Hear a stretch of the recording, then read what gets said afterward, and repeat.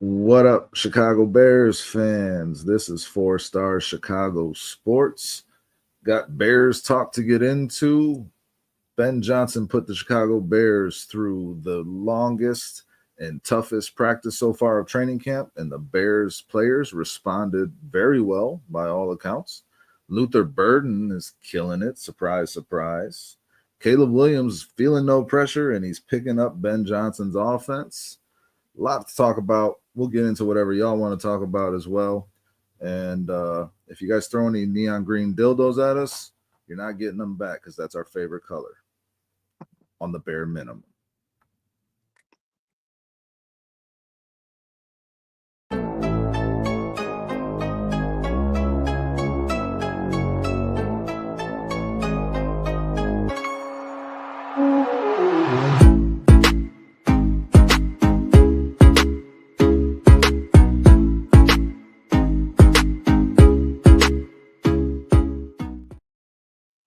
Brandon, what up?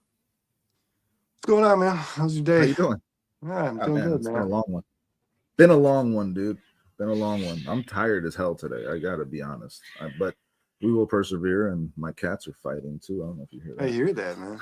As Dustin says, it's been a long one, guys. The theme of this show is green dildos. Hold on to them in case you need them throughout. Neon green.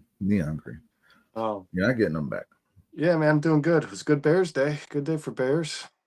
Yeah, man. Every day is a good day for Bears. Good day for football. There was a football game tonight. There was actually a football game tonight. Yeah. I was working. I was busy as hell, so like I didn't catch it. I understand that Trey Lance threw a couple touchdowns and he's killing it. Trey Lance looked really good. That Vital running back who they drafted last season. Vidal, yeah. The receiver, he didn't have the stats to show him, man, but the receiver that Detroit, the Tesla, yeah, he looks like a pro receiver. He's sneaky good. He's getting better at route running. He's got like some physical physical ability. I had it on my phone. I wasn't really watching, man, but I heard a name and I was like, did I just hear that fucking name that I thought I heard? Hassan Haskins. You remember that name? Enlighten me.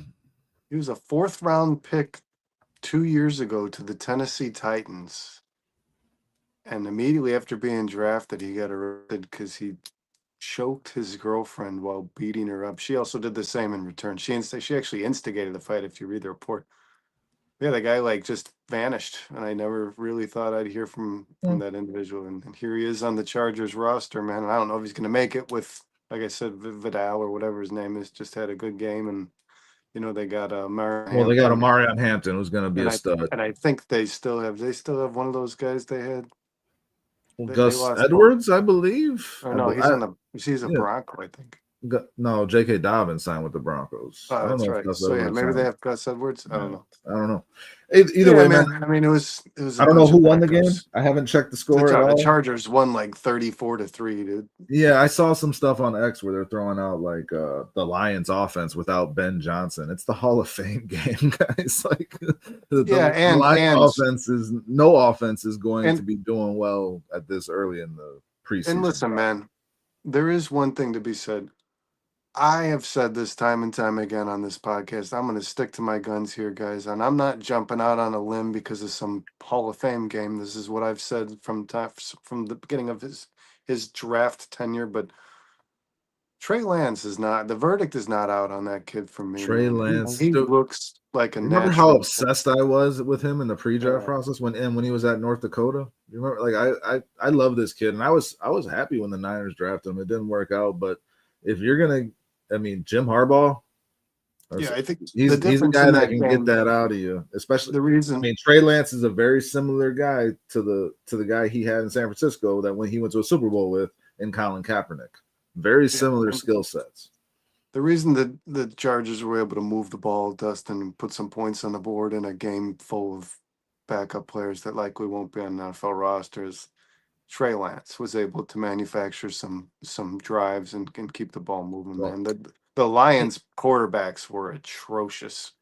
Well, Justin Herbert is the clear starter for the Chargers, so it's not as if Trey Lance has a chance on Barnes. No, I'm just. It's a good story for him, yeah. And I think I think, like I said, I think the verdict's not out, man. The writing's not on the wall there. I think that guy might eventually get a chance to prove that he's had some time to develop into a pro-ready quarterback while he's been sitting on the bench behind some pretty good players and learning under some decent coaches too, man. If he's gonna get it, he's gonna get it under Jim Harbaugh for sure. That's one thing I will say is that Chargers team is gonna be really fucking good. Well, and That defense is gonna be good. Look out for the Chargers this season. Well, they are gonna compete in the AFC West. I mean, that guy has now spent time underneath Kyle Shanahan, Mike McCarthy, and now Jim Harbaugh. If he ever gets a shot, you know how they say you put the quarterback on the bench, let him develop for a few years, like Aaron Rodgers did. Brett Favre. I mean, if there was a situation where a guy probably wasn't ready the day he was drafted and might be now, this dude has spent some time with some really quality offensive coaches, man.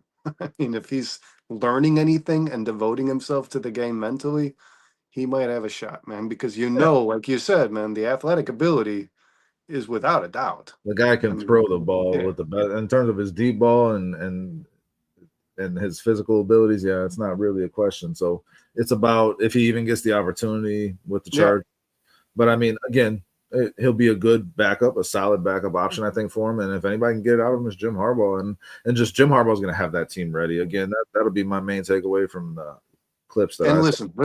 This is just I'm getting way ahead of Jim's self. But Jim Harbaugh is not the kind of guy that leaves himself ill prepared, man. If Herbert does have an injury, or if he just isn't happy with what if Herbert just isn't that guy? That's what I mean. If Herbert just isn't, well, especially just isn't Jim's guy, Lance is more that prototypical, like you just said, man. I mean, I would not be surprised at all if Jim Harbaugh made a point to go get Trey Lance in the offseason. You remember what they did with Alex Smith when Colin Kaepernick showed himself to be the kind of quarterback Jim Harbaugh wanted to use? They traded him. Yeah. They traded him to the Chiefs. And I mean, that was, pre-injury. Alex Smith, I mean, he got injured to where Colin Kaepernick got the opportunity, and Colin Kaepernick just never gave it back, and that's what Jim Harbaugh wanted. I'm not saying it's going to happen, but the probability is not zero because Justin Herbert basically gave away their playoff game last year against the Texans. Like, he just did not play well enough, and that seems to be a trend for Justin Herbert, where he does not play well enough when it matters most in important games, and Jim Harbaugh is not going to fucking deal with that. He just won't. So the probability is not zero that happens, that they trade Justin Herbert and Trey Lance becomes what he was drafted to be. That would be a hell of a story. I think Herbert's an excellent quarterback. I think no matter where he goes, he'll play good football. I just don't know that he's the quarterback Jim Harbaugh wants, and I don't think Jim Harbaugh knows what the fuck Jim Harbaugh wants, man. Well, yeah. Alex Smith went to the Chiefs and played good football and took them to the playoffs multiple times before Patrick Mahomes took over for him. So it's not like Jim Harbaugh traded away a bad quarterback in that situation either. No, he's just very particular, and that's kind of why I feel like. I don't know. I'm not saying like, hey guys, keep your eyes on this, but don't be. It wouldn't surprise me if Trey Lance ultimately ended up being the Chargers quarterback. Man, it really wouldn't.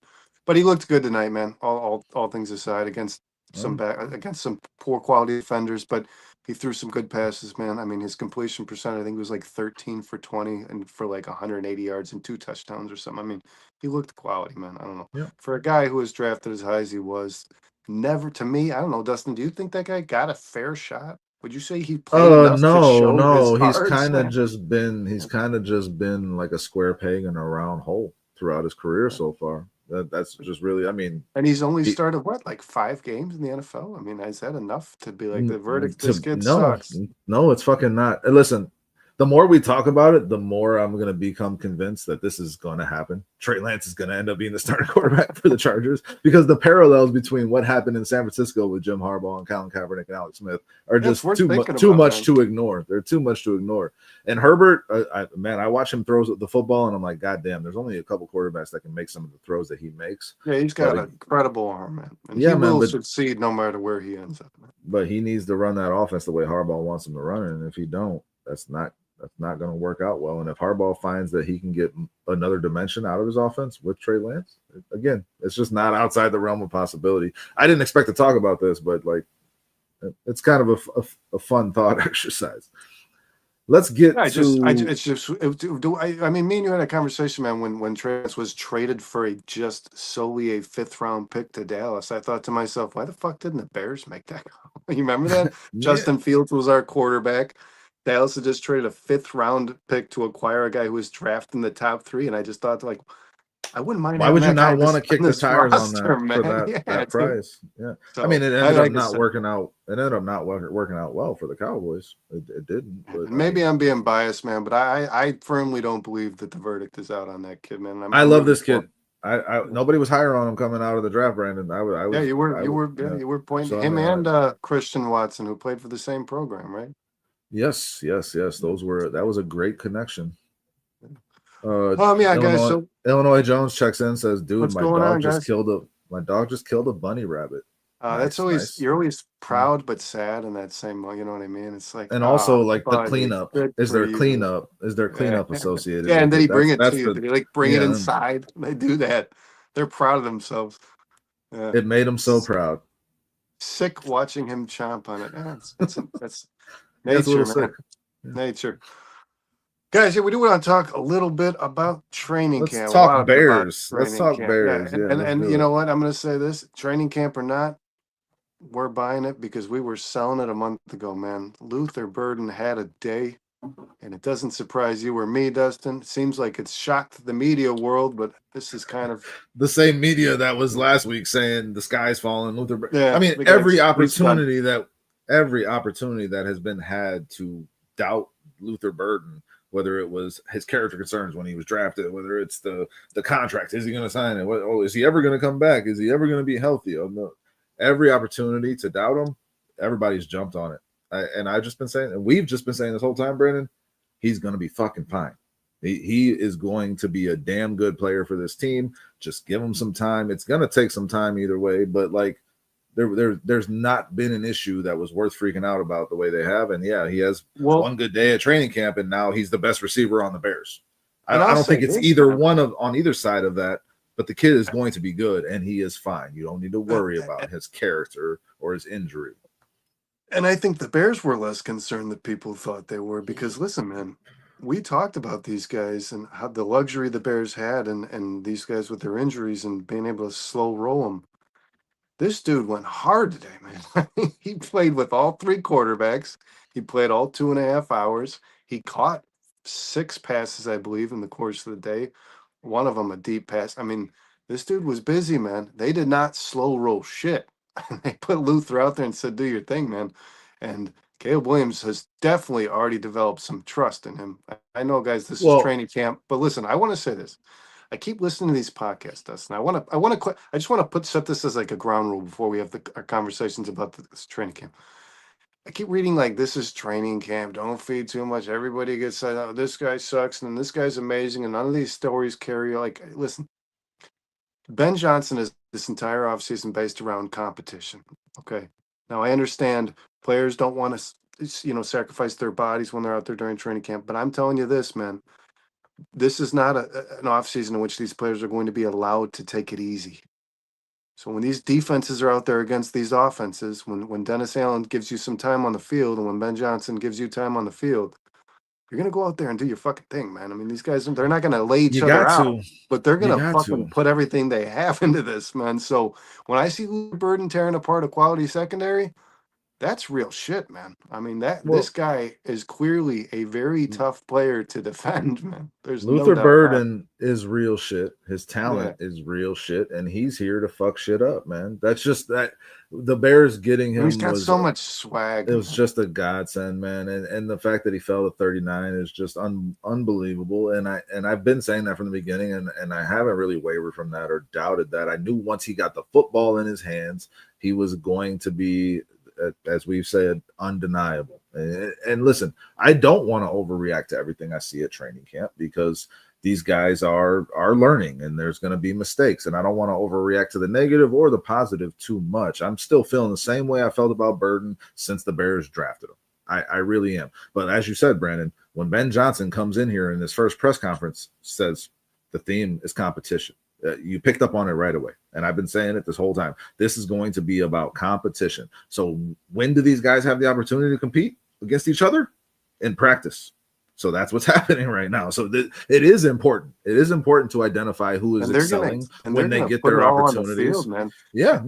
And so when you see these things, it's not like you're just taking away there's nothing to take away from it. Like, these guys are establishing their pecking order with Ben Johnson every time they get on the practice field. So yeah, it's fucking important. And when Luther Burden comes out today and has the day like he had, that matters. That shows something for sure. And you're starting to see it literally, man, because I don't know if it was Brad Biggs or Cronin reported, but after a few catches, she reported like, Burden's having a big day, so he's playing well enough to have cracked himself into the playing with the ones. Okay, so he was playing with the ones. So he started the day with I think the twos, and she said he played so well he cracked some time and playing with the ones.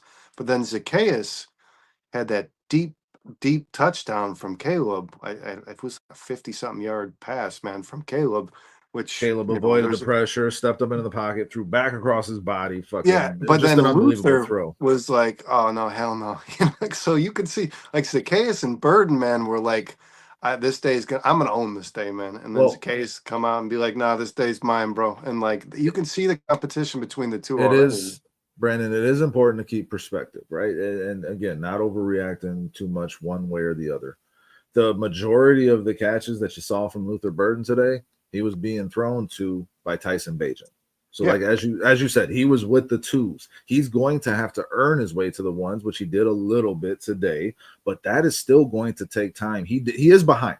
He just in terms of the playbook, in terms of the installs, in terms of the execution. He talked about it like, I'm just trying to get better. He in his press conference today, right? And Ben Johnson holds a standard, and I'm just trying to live up to that. But everybody is held to that standard. Burden is behind. He's going to have to catch up, and this is a really good receiver room that and Zacchaeus is a guy he's going to have to beat out for those opportunities and those targets. This is still a long process for Burden to earn the opportunities and the targets, Brandon. And I've been saying that for this whole offseason. Like, I don't expect him to step in and just be the slot receiver right off the bat. It is going to be earned. Zacchaeus is picking up his offense as well as he is. And he's a vet who the coaches trust. And they have had more time with Zacchaeus. That's just the reality. So, like, Burden is going to have to earn it. But days like this go a long way in getting him towards that. I expect Burden by the middle of the season to be taken off within this offense, but I don't expect him to come out the first game of the season and when light you up see the that Vikings, smile, man. You see that Ben Johnson smile, and Ben Johnson knows he hit, man. He hit on this pick. I think Ben. That's what I'm saying. I think Ben Johnson feels that way. Like, we've got something here, man. We clearly do, man. We clearly do. And I love, like I said, man. And John says this team needs some swag, and like I said, man. He's just got this aura, man. I mean, after he made the catch falling backwards on the sideline from Bajan, he just gets up onto his knees and spins the fucking ball. I mean, it's just like, dude, this kid. I love that. I love that attitude, man. I love that. Like, yeah, that's right. I'm gonna come out here and beat the shit, and that's kind of what it feels like to me. And I think the Bears could use some more of that. Everybody's they're all about character and modesty, and it's like, let's get that guy, man, that walks to the opposing player's face and does the first down arm, Let me propose a theory to you as to why I think the media jumped so hard on the concern with Luther Burden, and a lot of fans did too. And I think it's really because it seemed too good to be true. It still might. Like, the fact that Luther Burden, who was a top 20 talent, a first round talent in this draft, in my opinion, and a lot of people's opinions, right, that he fell to 39. And it's like, well, the other shoe is going to drop. So when something negative happens, let's just jump on that super hard to get ahead of the curve. Like, it felt like Bears fans and Bears media did not want to believe that this supreme talent, a guy who could have been the number one receiver in the draft just a year prior, fell to where he did to the Bears. And it's like, okay, yeah, these types of things don't happen for the Bears. You know what I'm saying? Like, does that make sense? Like, it felt like that to me throughout this process. Like, nobody wanted to accept that, like, this guy's just really talented, and it don't matter that he's not on the field right now, because once he gets on the field, you're just going to see his talent. Like, he just does these things naturally. So as you start to add the playbook, the knowledge of the playbook, the execution, the ability to understand what's going on and looking at the field, like, from multiple positions, and this guy's doing this and this guy's doing this, not just focus on what you're doing, like, that's only going to excel and get better. It's going to take some time. But when the guy has the ball in his hands, like, he just knows what to do. He just has that talent. And I think Bears fans just didn't want to accept that we got that kind of talent at such a fucking bargain, the steal of the draft in my mind. So like I wonder if that played into a lot of the doom and gloom when things weren't going well. It's like this guy's just always going to be injured forever, or he's never going to sign his his second round contract. You know, like. And I hate to say this about our fan base, man, but I'm starting to pick up on this, Dustin. And maybe What's up, this is a Vizzo? thing. Maybe this is across all fan bases across the nation. I don't know, man. But I'm coming to find if the Bears fans don't get their way, or even their guy, I should say, they develop this animosity towards the guy who's there instead. I've noticed this with Colston Loveland. I think the Tyler Warren fans hated on Colston Loveland early. And I think the people that wanted an edge rusher or something else Bro, with that I mean, second pick or a we running back, disliked we Javon still hear. Dexter because he wasn't Jalen Carter. I don't know that I ever disliked him, man. I dislike the disliked the idea of pick. drafting Darnell Wright. Yeah, Yeah, I but disliked the pick. I mean, once they got to Dexter, it didn't really. The comparison to Jalen Carter to me is more with Darnell Wright. But I think, man, once they didn't get their running back or their edge, it was like, man, we don't like a receiver. That's the last thing we needed. We have DJ Moore and Roma. You know what I mean? And I think then player or fans almost develop this. I don't want to see this guy succeed because it validates how I felt during the draft about what I wanted. And it's like, man, the kid is incredible. He's been incredible throughout his career, and he should be more than excited about the fact that he's putting a Bears jersey on at the end of the day, man. Yeah, no, he seemed like when you see him moving, it's just like that's not the way a Bears player looks in a Bears jersey.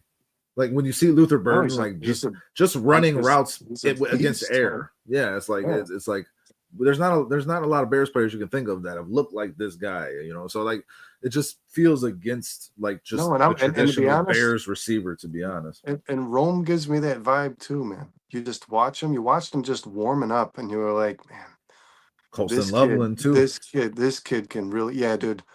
And we're gonna get into Colston Loveland because I've got a lot to say about Colston. Let's hit some comments real quick. Vizzo Joe says, "I need a good Bears pod after Cubs failed and trade deadline." Well, this is a Bears pod. We'll see if it's good or not. You can help us. I did want to say this, guys, because I won't know where to. Dustin, I won't know where to pop it in from here out. But like, I did want to mention she said, or that's what he said. Oh. Scott Daly was absolutely 100% carted off the field today without the ability to put pressure on carry his own weight. That did cause a problem for the Bears last year, and I know most people are thinking that's why Cole Kmet is here. It's a long snapper, exactly. The Bears do not want to resort to that. The only other long snapper they have, because what's his name retired. I was trying to get to comments, and you start talking about long snappers, man. Yeah, well, what's the guy? I don't know. The guy whose name who's the Bears long snapper for a decade, man. He retired, so Scott Daly got the job. The only other long snapper on this football team is an undrafted free agent rookie. Okay, that's fine. That's fine. Yeah, just snap the ball. Just put it where it's supposed to go. Yeah, I mean, but you do have to put him on the roster now as opposed to somebody else. Well, if Scott Daly comes off, then so be it. We'll see how it goes. I wanted to respond to this comment because it was pertinent to what I was saying. Illinois Jones, and my theory that I proposed, responding to that, he says, "We thought he fell for the reason he wasn't on the field for 3 months, and that's fair. Say it's not. It's not. It's not to me, because what this guy put on film in college was just you couldn't really deny that this guy was a class above his competition most of the time. Like it just when he got the ball in his hands after the catch, what he was able to do and how he was able to make dudes look like they didn't belong on the field with him, like that was enough for me to know, like, when he's healthy and when he's back, like he's going to be able to do that, because some guys just have that and it comes naturally to them. And Luther Burden is one of those guys in my mind. I have no doubts that this guy is going to be a stud in the NFL. I just don't. Illinois Jones, I don't know what you read during the pre-draft process. I didn't read anything about his injury impact. No, there wasn't like it was a character concern. Character report from his mom's his agent and shit like that. Scout made a really bad report. Ty McShay called him a diva, and his stats substantially decreased from his junior or sophomore year to his junior year. He went from a 1,200 yard, like 10 touchdown season to a 600 yard, like 2 touchdown season. Yeah. But the offense kind of phased him out. and they used him the wrong way. And I mean, defenses leave it to just completely Missouri. keyed on him. Yeah, and leave He it to was Missouri to do that, man. he became a decoy basically in that Missouri offense because the other receiver across from him got off all season because teams were just double and triple teaming fucking Luther Burden. I mean, And it worked out for the Bears, man. Well, yeah, we're discussing the reasons he slipped Illinois because of the lack of production in his last year before he went into the draft and because of manufactured character concerns that never really held any weight. They never held any weight. Anonymous reports. Yeah. And if you we don't, love those we talked about stars. that. You don't put Yeah. your name on it. We don't want to. I'm not putting any. Don't give it any merit, man. No And Vizzo Joe Moore hit my point here, man. He says I wanted Mikael Williams instead of Loveland. And Vizzo Joe, I know you're talking about the 10th overall pick in Colston Loveland, but I think there were a lot of people who felt the same way about the 39th pick with Luther Burden when they saw a receiver, regardless of the name that ran across the board. It wasn't the position they wanted, and they were unhappy with it. And Bears fans have this stubbornness sometimes, Dustin, to want to be right so badly that they'll even root against the player on their own team. And that's undeniable, man. Listen, it is and with, maybe with it worked Caleb in the Williams too. Maybe for me it worked in the opposite way because I projected Burden to go at 39 because I just wanted that so bad and I thought the possibility existed that he could fall based on the things that we're talking about, mostly his production or lack thereof in his last year. And as John S points out, his QB was hurt. He was just kind of taken out of the offense by opposing defenses, and the team used him as a decoy. That was really their plan. Their coach has said that. So I thought that those were fake red flags. I think they worked in the benefit of the Bears. But when you see a talent like that at 39, a guy who could have been should have been a first round pick probably at 39, you can't pass that up. And going into that whole draft process, Ben Johnson said, slot receiver is the most important position in my offense. So you knew he wanted to address that. You knew he wanted to get that guy that could perform in that role. Sorry, Vizzo Joe. No, he did say Caleb Johnson instead of screen. Luther. Yeah, so you did mention that you wanted another player at that position. I think that's affected the Bears' view of Luther Burden in its entirety. And the injury to start didn't help. But I mean, am I wrong, Dustin? Is this not the vibe you get with some of the guys that dislike Caleb Williams? Is because the guy they want to be here is no longer here? Oh no, for sure, that's part of it, and I think that's a natural thing for fans because we want to believe that we know what's going on too. We're just we but don't if you really like know Justin shit. Fields, right? Let's say I love Justin Fields. I'm a Bears fan. I love Justin. Well, you had talked about wanting to be right about what they thought would be the best decision. If I like Justin Fields and the Bears trade him and they draft Caleb Williams, I'm going to now root for my current quarterback, Caleb Williams. But there's some people who are just like, I can't get over the loss of Fields that I'm not going to root for this kid now. It doesn't make sense. He's still your quarterback. Well, but there was a Burden as your receiver. There was a part of you that wasn't rooting for Justin Fields because you didn't feel like Justin Fields was what was best for the team to win. No, I was rooting for him. There was a part of me that absolutely did not want him to be here anymore because he was not good. Okay, so that's kind of saying the same thing. I wish Justin Fields had come out as a rookie and been the franchise quarterback this organization's been hoping for, man. But I could tell pretty early on he wasn't that dude. The signs were there, and at the end of the day, I think the biggest point that you made is, and the most relevant one is that people want their insight to be the right one. At the end, and again, I think that bias plays into how I feel about Luther Burden because I was so confident that the Bears could get him, that they would get him with that 39th pick, and then they did. So I have not backed off of it since. But the reason behind that is the fact that the kid's a fucking baller and he can house the ball anytime he touches it. And you just can't, there's no substitute for that in the NFL, whatever position. If it would have been a running back that they took, Brandon, that can do that, I would have been just as happy. Players, not positions. There's players who have that ability, man. He's a potential blue chip player that you're getting in the second round. It's a no-brainer to me. And nothing he has done since he's been in Chicago has given anyone any reason to think opposite of that. He's been hurt. The second round contracts were held up by this guaranteed money of multiple other players. Dominoes needed to start falling. Once they did, Luther Burden, as I said, got all of his guaranteed money, and the Bears were right to do that. Take care of this kid because he's going to be a big part of your team going forward. So Burden hasn't done anything to warrant the concerns that have been hovering He's around him provided since he no was detriment to this team's drafted. success. He's had a good attitude. He was hitting the And books while he wasn't mhm, able to be on the field, man. I mean, he's done everything you could ask of a player just on your team. think about the practice the day before today. And the fact that he couldn't line up right, and Ben Johnson yelled at him and threw him off the field, and everybody's like, "Well, if Luther Burden can't get it together, Ben Johnson's not going to play him." This is part of the process. He just started practicing. Ben Johnson threw the whole offense off the field a few days ago because they couldn't get their shit together. That's the standard that he Caleb's holds done. He's dead in the water. yeah, right. That's the standard that he's going to hold for everyone, and look at the impact it's having on this offense and these players that he's holding accountable and holding to that standard. So, like, again, that was just more manufactured fluff to kind of knock Luther Burden. But like, what did you expect? It's his first practice, obviously, and he's a rookie. he's got to learn and get better, and that's going to be part of this process. But as soon as he had the opportunity today, Brandon, to show you what he had, he did it in a major fucking way. And now everybody is saying again, this could be the best receiver on the Bears. And again, that's possible. I saw a few that's not move over DJ. yeah, that's not happening this year. Yeah. That will be the case eventually, I think. But like, it's either you're jumping on it too far one way or you're jumping on it too far the other way. Let's just come right here and understand that Luther Burden is an extreme talent, but it's going to take some time for you to see the fruits of that labor that he's putting in right now on the football field, I think. Yeah, and there's Vizzo Joe says, Dustin, you remember I was giving him all that shit for all them TikTok dancing videos, but he's balling out so far. I was jumping the gun about him and not being focused on it when I'm wrong. And you know what, Vizzo Joe, the average sports fan does not do that.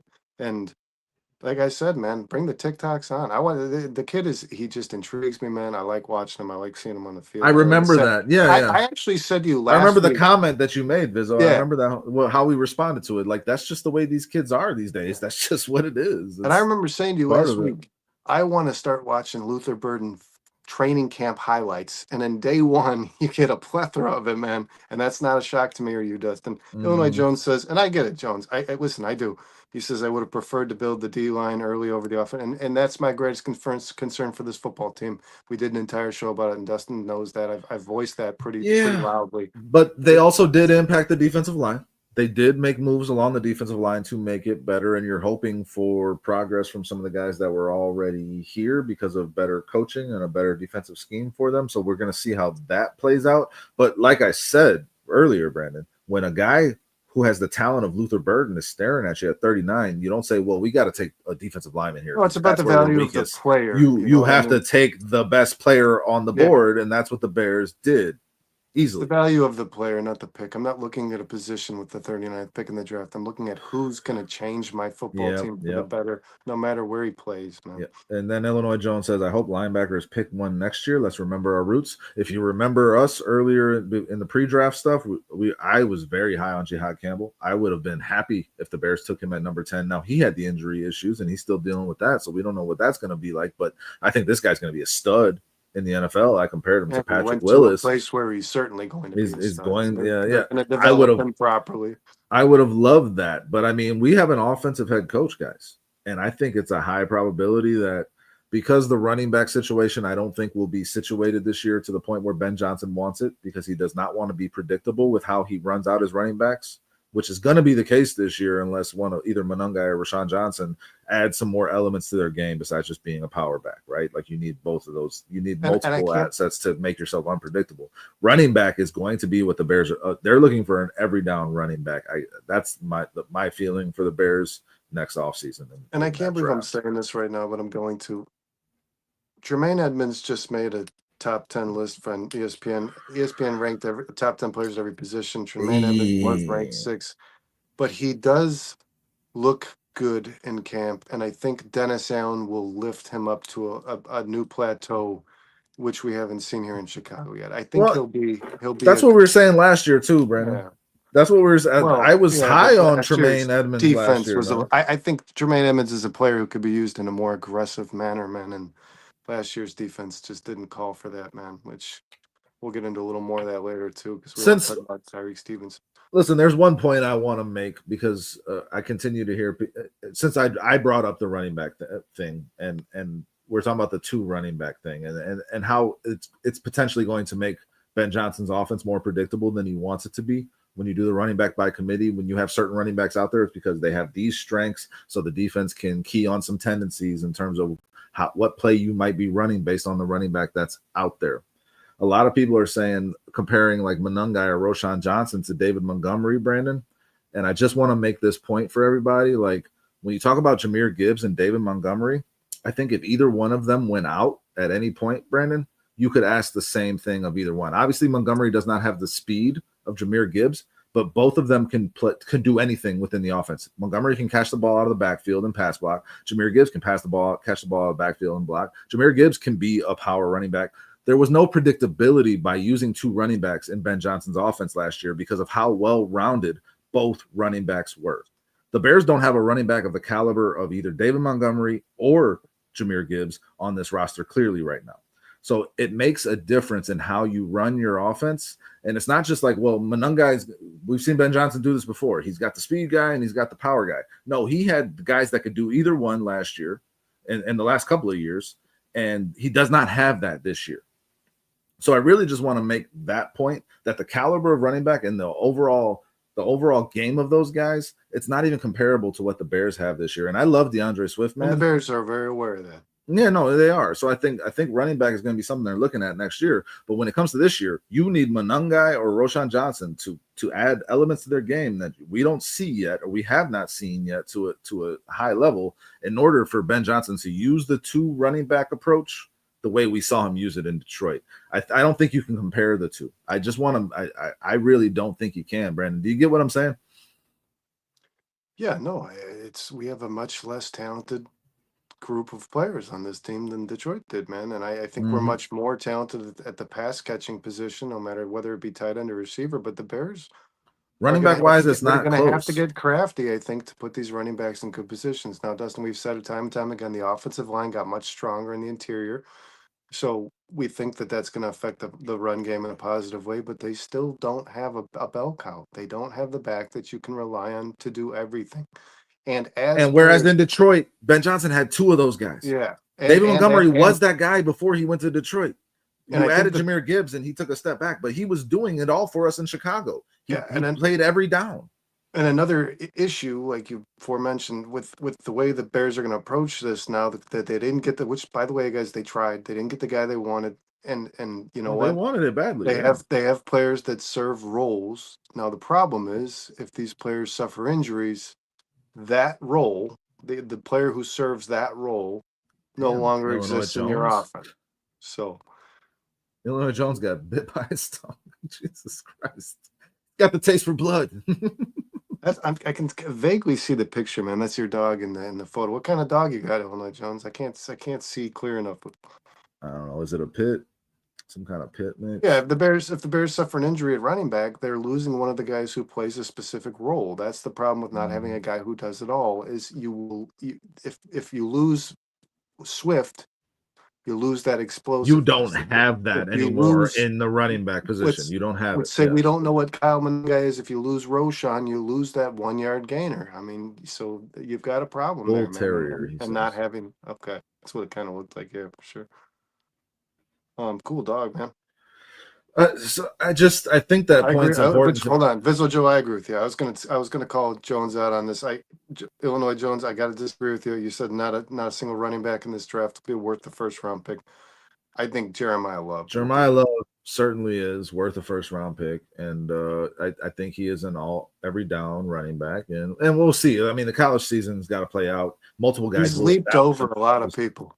I mean, nobody was saying Omarion Hampton is going to be a first round pick last year going into the college season. Like that was. Oh yeah, running back. There's always a discussed. There's going to be a handful of them that break out, man, and find their way into the first round. So, but again, it's not just as simple as, well, he did two running backs there, so he can do two running backs here. The talent level is not even as close, and it will lend itself to a level of predictability that Ben Johnson is not going to be comfortable with. He wants to keep the defense on its heels. And when you're tipping your hand because this guy serves this role and this guy serves this role, it will create issues in this offense that he is going to want to fix. And I think running back will be the highest priority for the Bears next offseason. I do. Yeah, and it's not. It's pretty typical, guys. I forget what I googled this when we hired an offensive coach and Ben Johnson before the draft, and whatever your coach is, whether it be offense or defense, they draft a player from that side of the ball in the first round at like a 74% rate or something like that. So I mean, it's pretty likely that an The offensive head coach fuck? is more likely to take an offensive player in the first round of the draft. Illinois Jones looks like he got attacked by a vampire, dude. Is that what I'm? Do you see that? What the fuck? Holy shit! Did your Because you dog got go your for your jugular? Because you got your throat slit, Oh man. my Good god, dude. Lord. Illinois Jones, are you okay? You seek medical attention, dude. I mean, we appreciate you hanging in here. First a Bizzo rabbit. Joe, let's change this. DJ Moore was taking snaps through the tackles today. Yeah, I mean, seeing him in the backfield, that's interesting for sure. You want to see DJ Moore get the ball in his hands in advantageous positions because that's good for this offense. I 100% believe that. And if he's in the backfield some, I mean, he can make guys miss. He can even run through the tackles, as you're saying here, Bizzo. That's there's potential there for some interesting stuff for Ben Johnson to do. He's definitely going to get creative with the level of talent he has on the offensive side of the ball, and I'm excited to see it, Brandon. I'm excited. Yeah, I think a lot of guys are going to take carries this year, Dustin. You're going to see some weird stuff. That's the beauty of Ben Johnson, man. He's like you said, keep defense on their heels. He's going to do things we just don't expect. Colston Loveland's going to His take a dog carry. trumped him, dude. He Yeah, I trumped him. know. It went I straight through his know. ear. Yeah, Trump. Thank Yeah, thank God. trumped. You turned your head at the last minute there. Bye, But bye. is that what you did? You get that's why. And then somebody got that perfect shot of Illinois Jones bleeding. Illinois Jones, you know that's a ketchup packet. You just put some ketchup on your ear. That's what that was.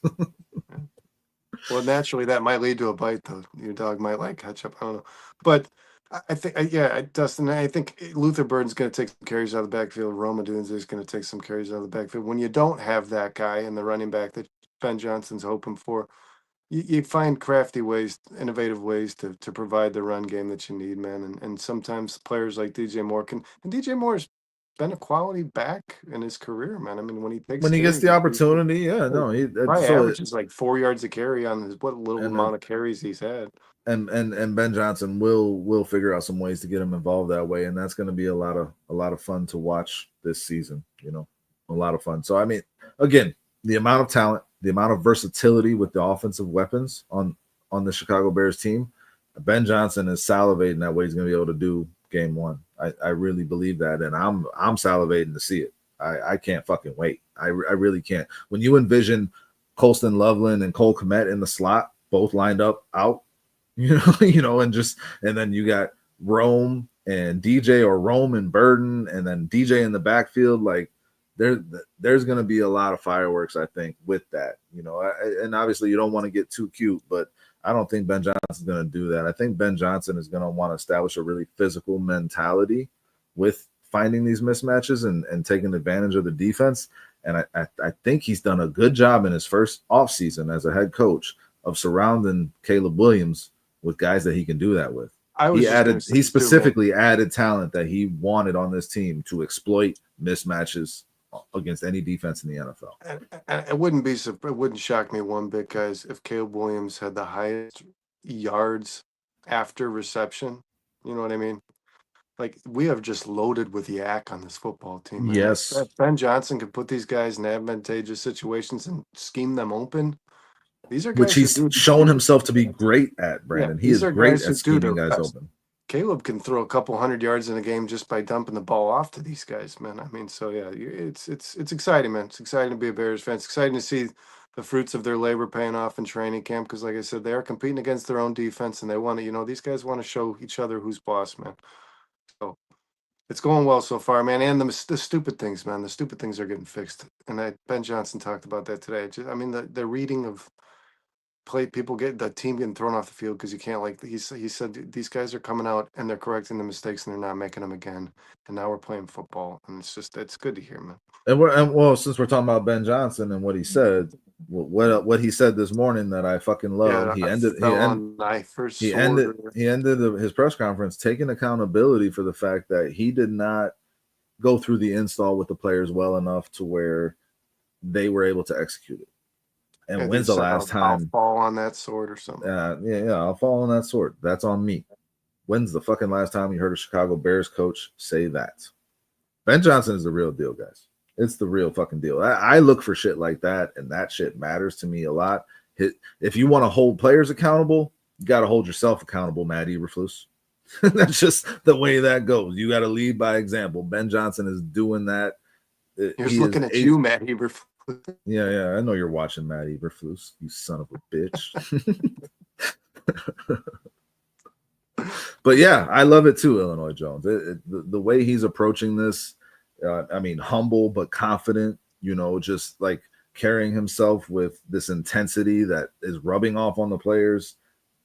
It's going to produce results. I don't know if it's going to happen immediately, guys. I don't know if we're going to see a above 500 team this year, but you will see improvement and growth every week, and you will see this team play its ass off because of the competition that they are going through now. And that's why this training camp shit is important for a new regime, new coaching staff, and how this team responds to them. The players are buying in. They're bought in already, guys. They're bought in already. And the culture they're creating here, Dustin, like I said, I mean, the mentality that Bears fans have developed is very obvious over the last few days. It's, they're in training camp. This guy's not going to put it all on the line. No. These coaches want to see everything you got, man. And I guarantee you, Dustin, if you're like, hey, I don't want to get injured in training camp, I'm going to give it 75%. They're fucking aware of it, man. They're aware of it. These coaches are aware of that, and that will lose you a job. Depending on who you are. There's certain guys that don't like Joe Tooney don't need to worry about That's the one name that I think is like he's safe. Yeah. No, but he's also a guy who doesn't get injured, so he can give it 100%. What, man? Vizzo's throwing out here. The best thing I heard and seen was Caleb hitting his deep ball finally. He hit it on multiple occasions today. And like, I don't want to read off training camp stats. Like, I'm not concerned about that. But you do want to see that he's hitting it. So I agree with you. And he hit him beautiful. That was one of the best throws I've seen. I'm watching a lot of training camp throws here across the NFL. And, I saw one from Cam Ward that was unbelievable to Calvin Ridley for the Titans. And I sent you that one, Brandon. And like, there's certain throws you see a player make and you're just like, yeah, this fucking guy's got it. There's only a couple guys in the NFL that can make that throw. And that throw by Caleb Williams today across his body after he evaded the rush pressure and hitting Zacchaeus all the way down the field there like that. Like, there's only two, three other quarterbacks in the NFL that can make that throw the way he did it from the platform that he was on. It's fun. It's beautiful to watch. It's been unique to see that too, Dustin. Is like you're still seeing that element of improvisation from Caleb. I mean, he's still extending plays. The offensive line on most of these highlights has looked a little questionable, to be honest. But Caleb's getting out of it. He's evading it. He's making the right decisions too. Yeah. Like he if he needs to get it pocket and made a big pass up the middle, or just taking it what the defense is giving you. He's throwing the quick pass in the flat to Swift. And that's going to be open all year for Caleb. If that's what he needs to do, like you said, throw it for 5 yards. Let the guy run for another fucking 10. Build up your average. That's okay. Yeah, he has those guys on this team. And I think Ben Johnson is encouraging him to just be smart, take the read that's open as soon as it's open and just move the chains. Just keep moving the offense. And so like that it's fun to see Caleb starting to pick up this offense and make the right decisions within it, knowing when to be Caleb and knowing when to just take what you can get and go to the next down. Yeah, while we're talking about that, man, the one of the plays that I love seeing most, the highlight that is the designed run that he gave Caleb just outside the end zone where he put Colston Loveland, his big rookie tight end, in front of Caleb. And Loveland locked it down, man. And Caleb was able to make it to the end zone and just at the corner of the pylon there. And that's the next thing I want to talk about, Dustin, is many highlights as Luther Burden made for himself today. Colston Loveland over the last few days, man, looks like the real deal to me as well, man. And I'm not going to go out on a limb and say this guy's the next Travis Kelce. I mean, he's the top 10 pick the Bears deserve, but he looks like a more well-rounded player than I think the draft profiles gave him credit for. They've used this kid blocking a lot, and all the reports because they want him to get better at it, Brandon. Doing it really well. He's engaged. He's putting all, and then I don't know if you saw that video, man. He's tossing the ball around with Ben Johnson's kids. Yeah, I sent it to you you guys guys, bro. texted about that. Yeah, so I sent it out, and I was like, yeah, yeah, he's Ben Johnson's basically adopted Colston Loveland yeah, at this point. but he looks like he's understanding the offense as well for a young guy, and I mean that the last year he had in Michigan, he kind of same as Luther Burden, regressed a little bit after that championship year, but I mean, I think the Bears have hit on both these guys. I really do, man. I'm not saying that just because of training camp. I liked them both after the Bears had drafted them, but Loveland just looks like a different animal, man, than Cole Kmet. It's just it's a different element. It's Let not the me same thing. Yeah, no, it's not even close. I mean, he looks like a young Jimmy Graham out there in that Bears uniform. That's what he looks like. But let me just I sent you a couple of videos that I saw on X of Colston. I watched everything you guys sent today. Ben John, I sent them to you last night. Ben Johnson talking about Colston Loveland and saying that how he's mentally approaching the game. That's what I'm looking for with Colston Loveland, because he's got the physical attributes, right? He thinks like a quarterback. He says for a rookie to approach the game the way he's approaching it, where he's not just thinking about his position and how what he needs to do at his position. He's like, what's the X doing? What's the Y doing? What are the other positions on the field doing? Looking at the game like a quarterback and having that mental understanding of the overall offense. And this early on, how fucking impressive is that? And when you hear Ben Johnson talking about Colston Loveland, he sounds like he's talking about his son.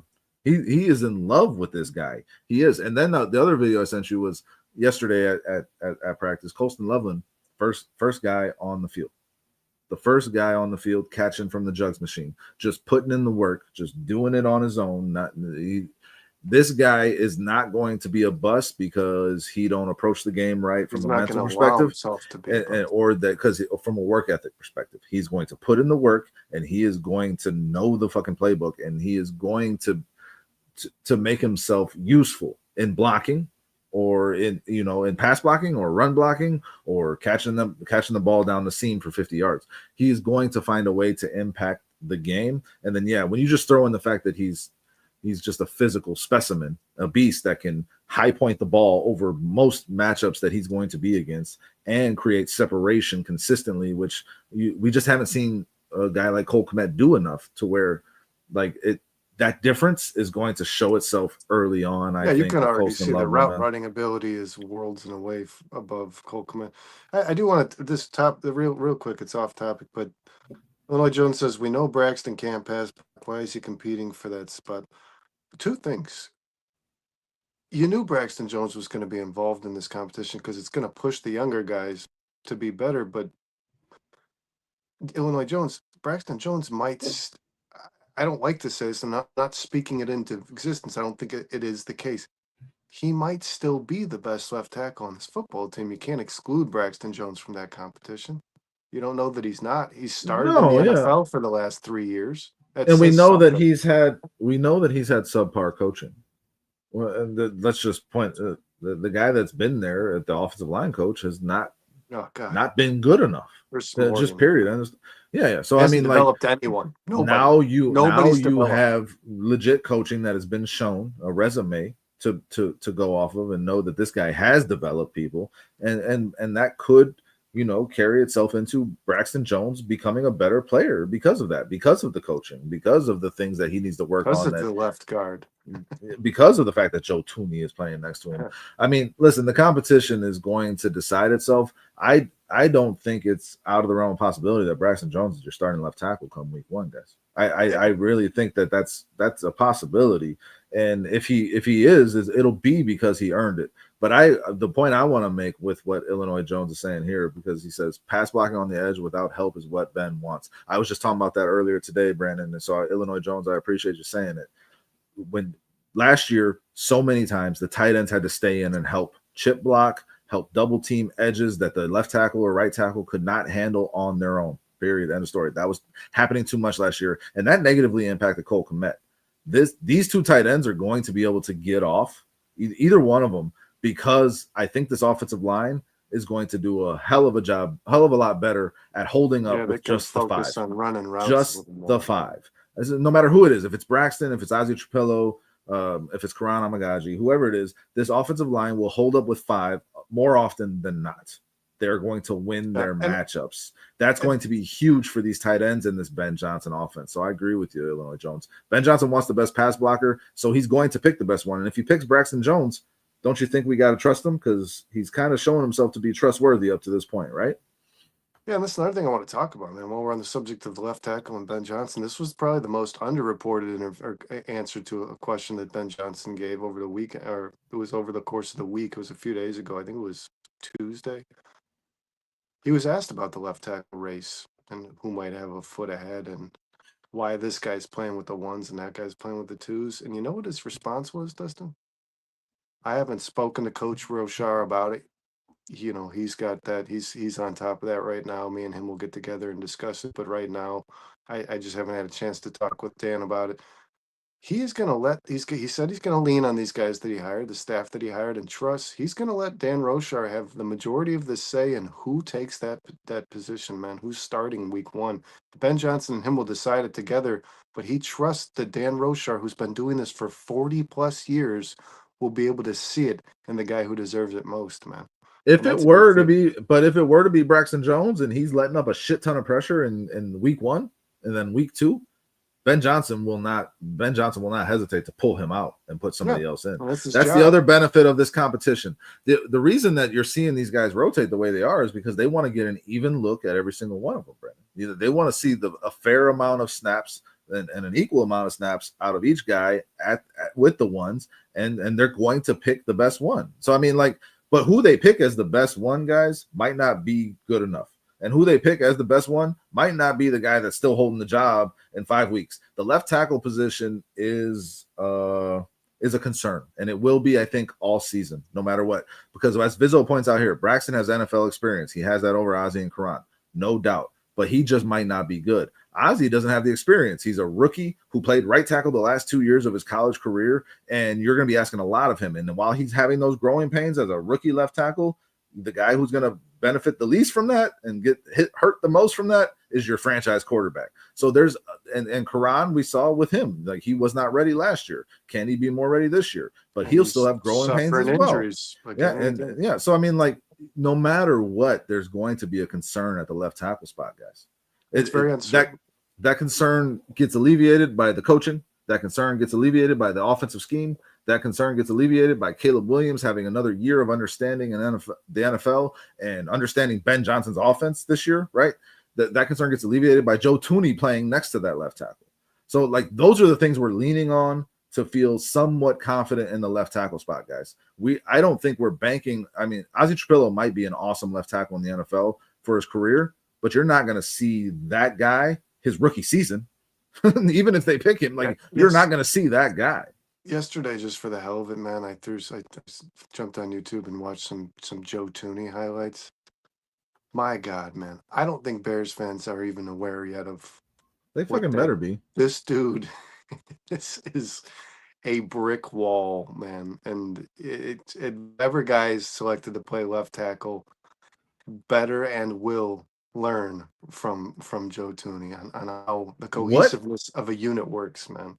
Joe Thuney played left tackle for the Chiefs last year. It didn't go so great in the Super Bowl. It didn't, but he did that because that's what they needed. What if Joe Thuney ends up playing left tackle for you? Because none of these guys can do it this year. That's a possibility too, guys. I'll just throw out there because Joe Thuney has done it before. He is sound in his technique, man. He is just incredible to watch. That's not a good sign if Joe Thuney ends up being your starting left tackle at any point this season. I'm not saying that it is, but let's not eliminate that possibility if any of these three guys just cannot be good enough to hold down that spot. That's a possibility as well. He said, and Illinois Jones says, ask Thuney who he likes playing with. I mean, I would lean on him for sure. And I think he's gonna feed. He's gonna give feedback. He's not gonna make that choice. And I think that feedback will hold weight, though, Brandon, with your offensive line coach and with your head coach, 100%. And when you look at training camp, all these photos and videos I see, Ozzie Trapilo is glued to Joe Thuney, which is smart. Ozzie Trapilo, at least, is a smart guy. He is trying to soak up everything he can from Joe Thuney and become friendly with him because, like, Joe Tooney will have a say in this, I believe. I really do. Like, not that he will make the decision, Brandon, like you just said, but they will ask for his feedback.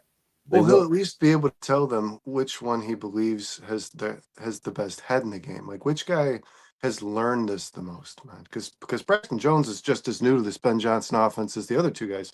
So Joe Tooney will be able to say, I think this guy's got his head wrapped around it. You know, maybe he needs or to get this better. guy. Like maybe Trapilo needs to get better physically, and he needs to learn the speed of the NFL. But right now, I can tell you this: he knows what his assignment is. I think Joe Tooney can report that. Yeah, he can definitely report like how much extra weight he's having to pick up depending on who's next to him. Oh yeah, for sure. Right? Yeah. Didn't think about that one. Yeah. Like how much extra out. am I having to do with Braxton next to me or with Karan next to me? Yeah, so like that feedback will be important to the coaches, Illinois Jones. That's a very good point. And Joe Tooney will be able to feel it just in terms of how he has to come out of his stance and where he has to go and who it does he need to give extra help to that left tackle spot. This competition, future long snapper. Yeah, so this competition is going to be interesting. But guys, I mean, like if I had to pick someone right now who I think is going to win this, just based on what I'm seeing and thinking, I would pick Braxton Jones, guys. I think the confidence level that a rookie head coach is going to have in a rookie left tackle to protect his second-year quarterback in his first year in his offense, you got to be really fucking good. Like you got to stand out to the point like that you're undeniable, Brandon. You always say that word. What up, Mass?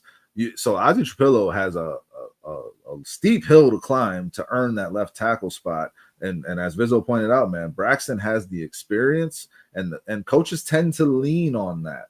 And if nobody establishes themselves and like jumps out as like the clear-cut guy, I think they will fall back on that experience. So if you're making a bet on it, I think if you're playing the odds, like that comes into play, and that's a factor you got to think about. Yeah, NFL experience in sports means a hell of a lot to coaches, man. And we might think as fans like, oh, the young, the new toy, the young guy, the rookie, the guy we haven't seen fail. We want that guy on there. We want that guy in there on the field. But coaches, it holds a lot of weight, man. Yeah, that failure is stuff you learn from. You know, like that's how you establish yourself in anything. You make mistakes and then you learn from them, and that's how you get better. So I mean, Braxton Jones has certainly done that. I mean, he has not been good. He has been average at best when he's been on the field. But again, different coaching staff, different offensive scheme, just the factors at play here that could work in Braxton's favor, they're good ones. But I mean, if you want the best pass blocking guy, I kind of agree with you, Illinois Jones. I don't know that Braxton Jones becomes that, this early on in this offense. And it's the reason we even talk about competition, man, is because one guy has experience over another. I mean, Luther Burden will have to earn his take from Zacchaeus. Kyle Monangai will have to earn it from Roschon Johnson. I mean, in order for a rookie to be on the field more, somebody's got to be on the field less, and he needs to prove that the NFL experience the player above him has isn't enough to keep him off the field. And that's what Trapilo is going to have to prove, and that's going to be really tough, like you said, Dustin. Yeah, but I think that this statement here by Illinois Jones is a little short-sighted, saying that Jones doesn't deserve to start. Ben Johnson is not basing this competition off of last year's film or the year before that's film. He's basing it off of what these guys do in front of him in his offense. It's a clean slate. In this training camp, in this preseason, like who does what and how they go about their business is going to determine who wins this left tackle spot. So Braxton Jones saying he doesn't deserve to start, that's discounting any work that he's putting in right now. It's not about the past with Ben Johnson. It's about what are you doing for me today? So, I mean, Braxton Jones has just as much of a chance and should as any of these guys. And the fact that it's not established yet kind of tells you that you're gonna be talking about this a lot throughout the season. And listen, I'm not making excuses, man, but Braxton Jones was thrown into a starting role as a rookie. As a fifth-round pick. He was never given proper development. He never had a coach that could lead him. I mean, that Chris Morgan didn't develop anyone. Nobody became a better player under Chris Morgan. So that goes against Braxton Jones' development as well. I think you can credit a little bit of that to Chris Morgan. And then on top of all that, Dustin, he was still the second best lineman on your team last year. It's not like this guy is just total and utter failure. He's a much stronger run blocker than he is a pass protector. He's good at getting to the second level on those run plays. He's good at he can swing. I'm sure. I don't understand why we haven't seen Braxton Jones at right guard a little bit, even before Darnell Wright got here, man. But I don't. Braxton Jones is an important part of this team, whether or not he's your starting left tackle, man. I don't want to start shitting on Braxton Jones. The guy's played the best football he can under the leadership that he's been given, and as a rookie starter, I mean, I appreciate Braxton Jones. I appreciate Braxton Jones. And I want something more. I do, but I appreciate it. And I appreciate Illinois Jones. And what it comes down to is he does want something more at that position. And so do guys you. Might be fucking related, man. Yeah. And I'm a Jones as well. So you got a closer up picture of that's catch up for sure. It's not, but it's just not that simple, man. But again, you do want to see better, but I don't put it past Braxton to get better under this coaching staff and in this offense.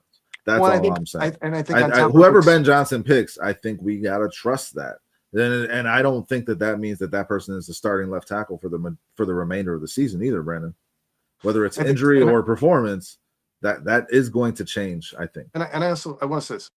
On top of just NFL experience, I guess what I'm stating with all the factors that have played into Braxton Jones' career, he's handled himself as a professional, and I think that holds weight, man. That he's done the job the best he can. That matters to a coach. As I said, Brandon, it holds a lot more weight when nobody establishes themselves as a clear-cut guy. Yeah, if they're at a stalemate and nobody's standing out, I think coaches do tend to lean on that experience. So I'm not saying it's the right decision, Illinois Jones. I'm just saying, like, prepare yourself for that to be a potential decision that is made because of that very reason. That's all I'm saying. Yeah, I've been one of the biggest detractors of Braxton Jones throughout his career. I have not been a fan. I have not thought that he is it. But just because they drafted Ozzie Trapilo doesn't make me say, well, that Ozzie Trapilo is just better than Braxton Jones. I haven't seen Ozzie Trapilo play football at all. We got the Bear review in the chat here. What up? He was on BCP tonight. He gave away a training camp ticket. What's up, brother? How you joining us, brother? And you deserve this for being here, man. He says Braxton is a nice guy. Thanks for joining us. Bear review. Please hit that like. Please subscribe if you can for me, brother. He says Braxton is a nice guy, but he's going to need to step up his game or get run over. 100%. I think that goes for every player on this team. Like, step up your game, or you're going to get passed up, and you'll get literally run over on the field by the guy across from you, like he has, Braxton Jones, through a good portion of his career.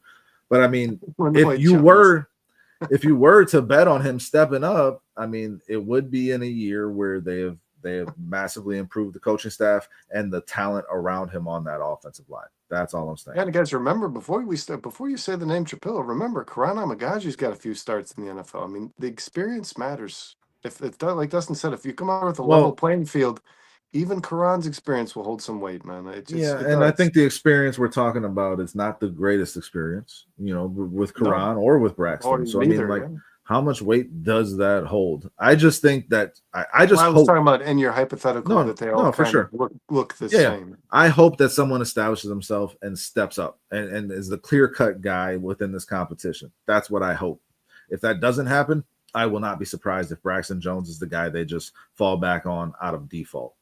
Hell yeah, Bears review. He says it's nice to see some late night Bears podcast I can watch while I do some work. He says I can't watch while I do some work. We appreciate you being here, man. And this is the only time me and Dustin can find to do it, but we are more than happy to provide some content for those who stay up a little later, for sure. Yep.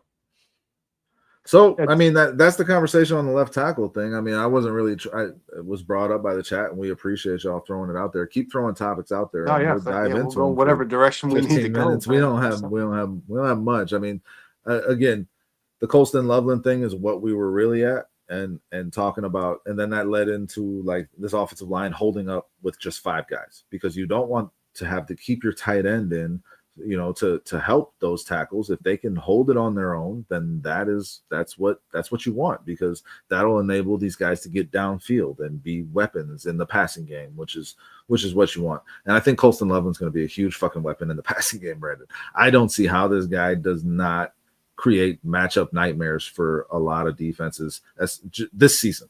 I don't see how it doesn't happen, man. I really don't. And like I was saying, he's putting in all the work mentally, and he's putting in all the work physically. So I mean, like, he's not going to bust out because he's not doing those things. Pair that with his just natural talent and abilities. I think the Bears have a stud in the making in Loveland, just like they have in Luther Burden. Yeah, Ben Johnson's aware that you can't rush a player or force him in anything, but I mean, this guy was drafted with the top 10 pick, Dustin. When you say this year, I mean, they're going to test the waters. This guy's going to play some football. He's going to play a lot for the Bears, and you don't take a 10th guy with the 10th overall pick to put on the bench and store for later while he learns the speed of the NFL. He's going to be throwing the ringer, man, and I think they're going to test him, and they're going to ask him, hey, show us, man. And I think Colston Loveland's the kind of player that's going to come out and ball out, man. He's going to unlock this offense for Ben Johnson, Brandon. He just is. I mean, the amount of ways that they can move him around, different places they can line him up and just find a matchup that he can exploit.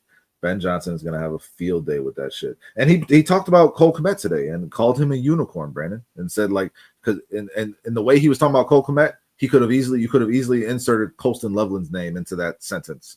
And it's the same thing. So yeah, having Cole Kmet and Colston Loveland to be able to do those things within your offense, OC's wet dream, it's going to be a huge advantage for Ben Johnson and this Bears offense. And Caleb Williams, man. Caleb Williams did not target the tight end a lot last year. I think a lot of that had to do with the fact that the offense just was never in sync, and it had to do with the fact that you needed to keep your tight ends in to block, to help chip block and double team guys. I don't think that that's going to be an issue this year. I think these guys he's going to be able to, like, take the reins off and let these guys go, man. Yeah, there's absolutely going to be more targets delegated to the tight end this year, Dustin. I did want to, man, if we can, Dennis Allen, guys, I don't have the clip. Sean probably has it somewhere on there. Go ahead. Do you want to answer John S.'s question? Oh, has Ben Johnson live up here? Yeah, he has. Fuck yeah. Yeah. He's exceeded them. He's exceeded them. And they were pretty fucking high, John. Yeah, and he's exceeded them. Yeah, I don't. He's acing this test. The rookie head coach thing scared the crap out of me. I liked Mike Vrabel as the hire for the Bears. They hired Ben Johnson. Just to not be sucked into the toxicity of this organization, basically, to be headstrong enough to establish a new culture. But Ben Johnson has fucking done that well beyond my expectations. And if Kevin Warren wasn't here, who knows, man? Maybe it is. Maybe they just do ruin another guy. You know what I mean? But it's different, man. The culture started to change prior to Ben Johnson. Now he's the one implementing it, and that's the way organizations need to be run. Illinois Jones, I think you might have a few pops in you tonight. Yeah, I was trying to make Price, Ian Wheeler make the team. I've homered. And he's asking, does Ian Wheeler make the team over Homer? I don't know. I mean, I guess Homer, maybe Homer doesn't make the team either, but Ian Wheeler is not making the roster. I don't believe. Not at all. No, I think you're going to run with the three you got, and you're going to have somebody on the practice squad. I would imagine it's Ian Wheeler and Travis Homer. Who knows, man? Maybe Richard Hightower's fighting for Travis Homer to be on this football team because he's got to say too, right? These coaches have hold weight. I mean, what Ben Johnson says, he's going to lean on these guys, and it's going to start with this. What do you need, Richard? Is Homer a guy you need? Do you need him here? You know what I mean? So, I don't.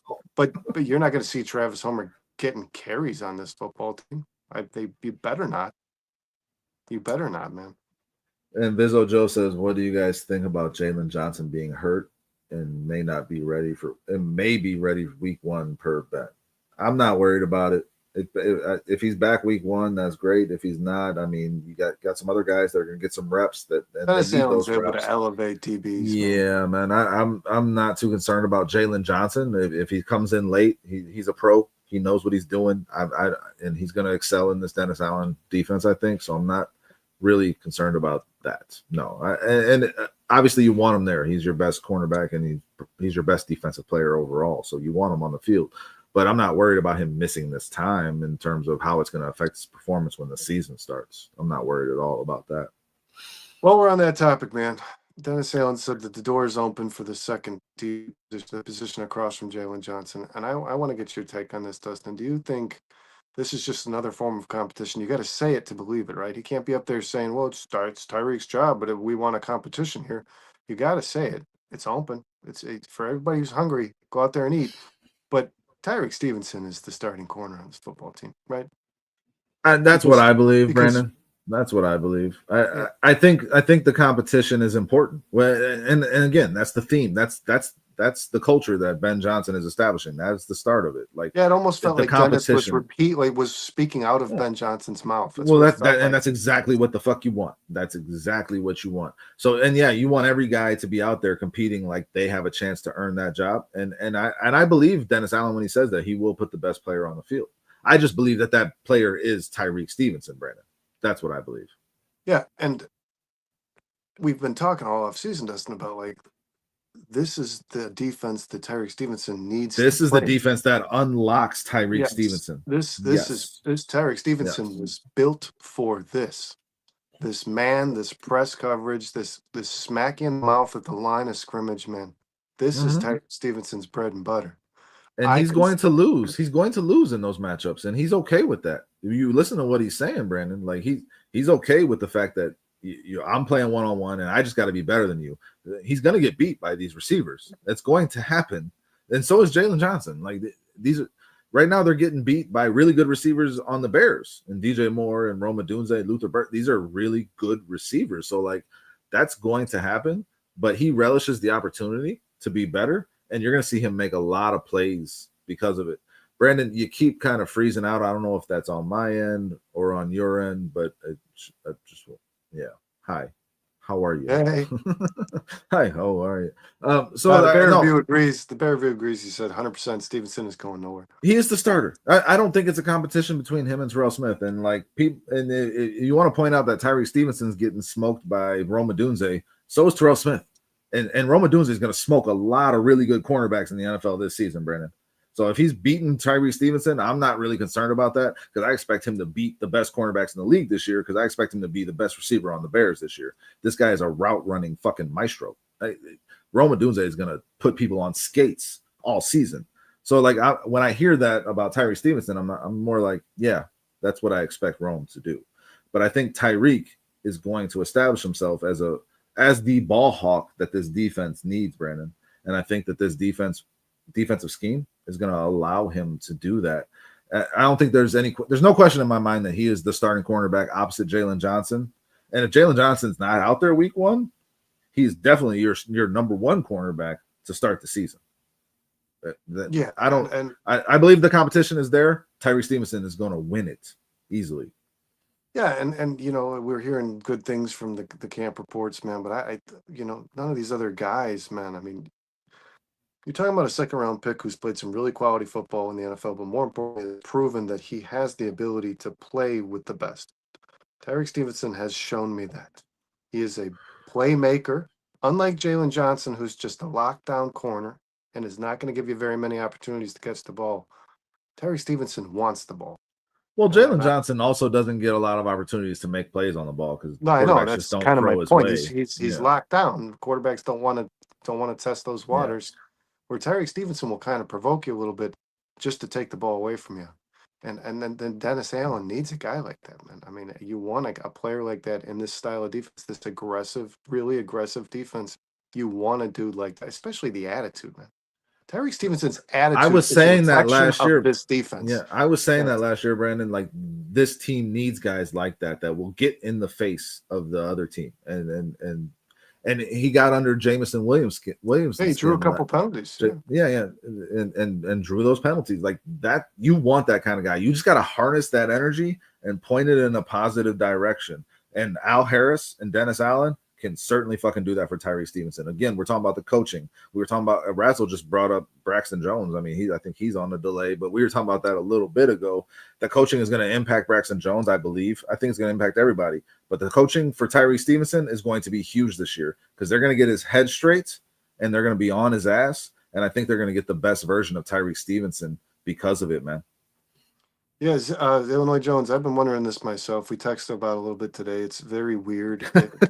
Kyle made it. We texted about it. Kyle made what? What we were texting about it.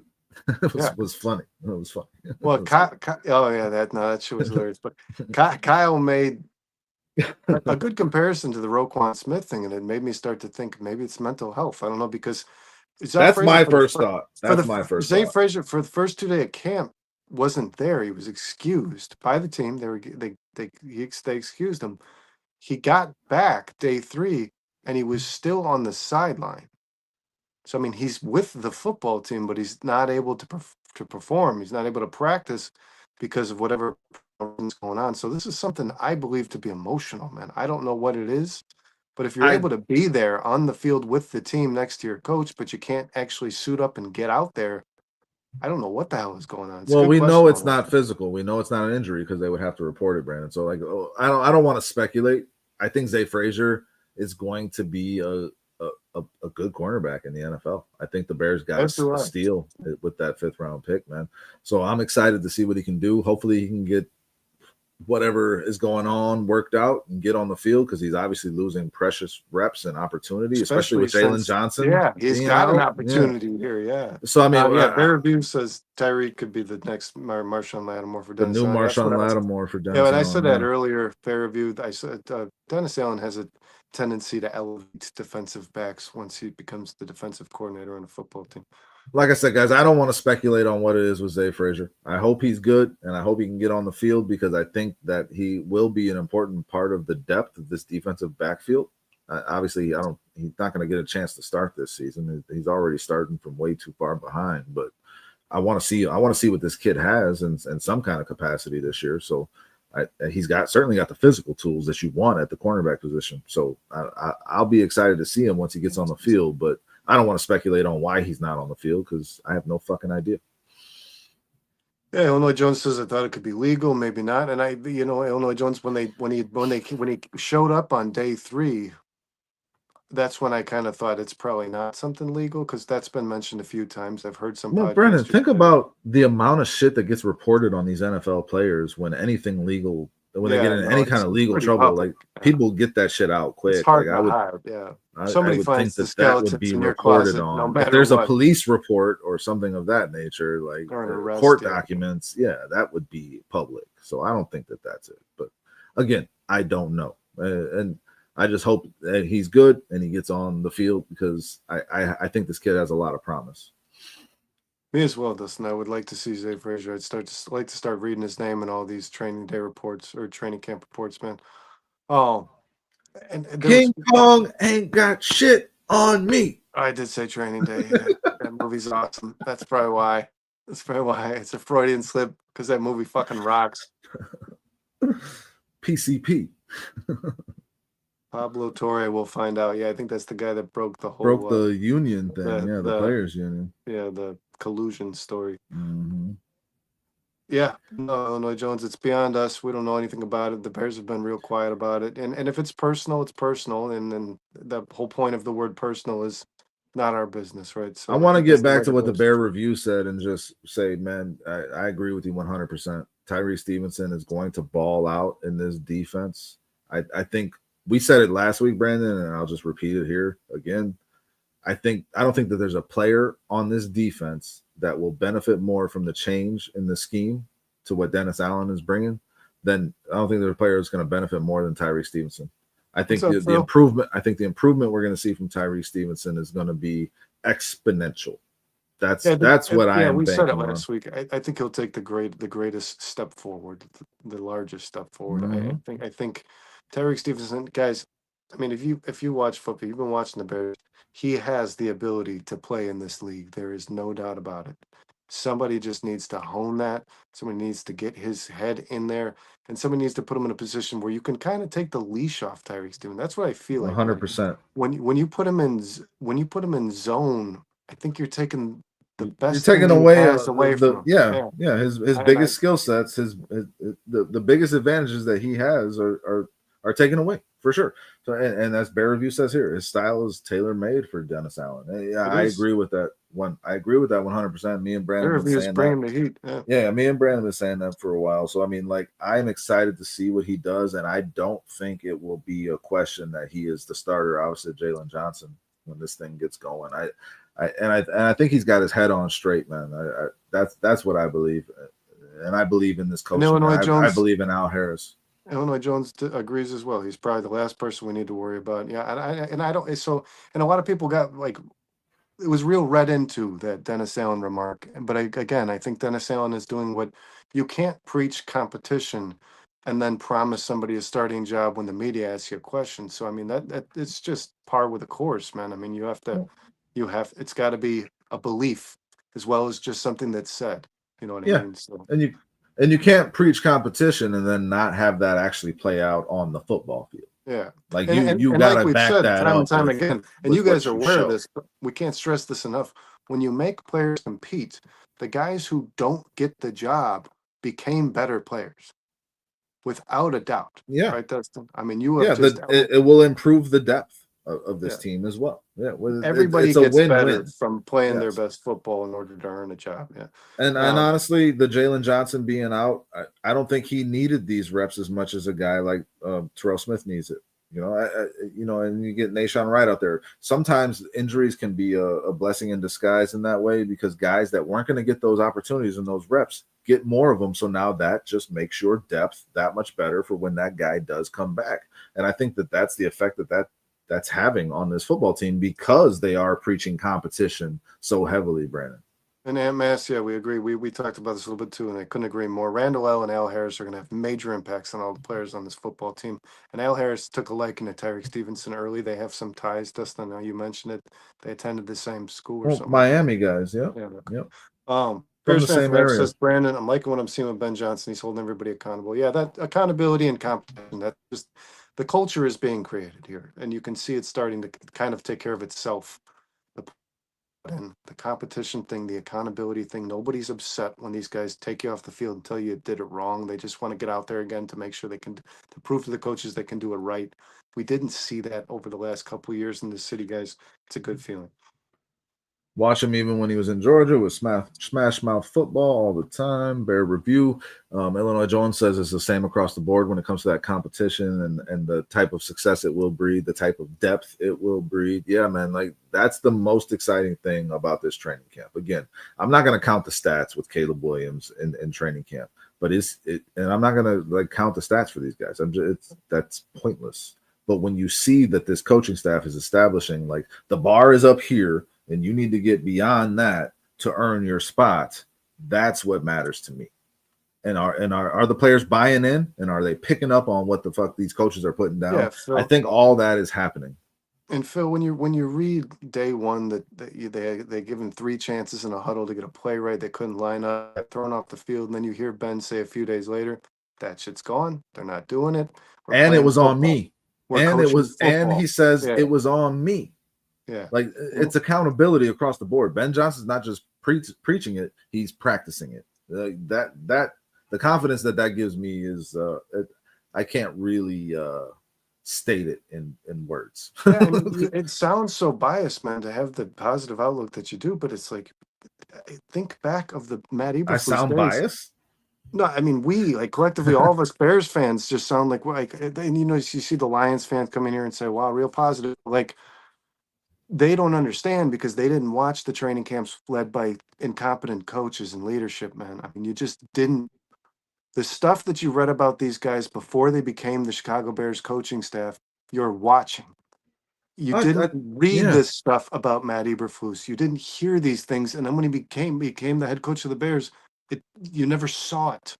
It never came to fruition. There was no point in where you're like, "Wow, this Matt Dustin." I think I texted you the first speech this guy ever gave. How cringe was that?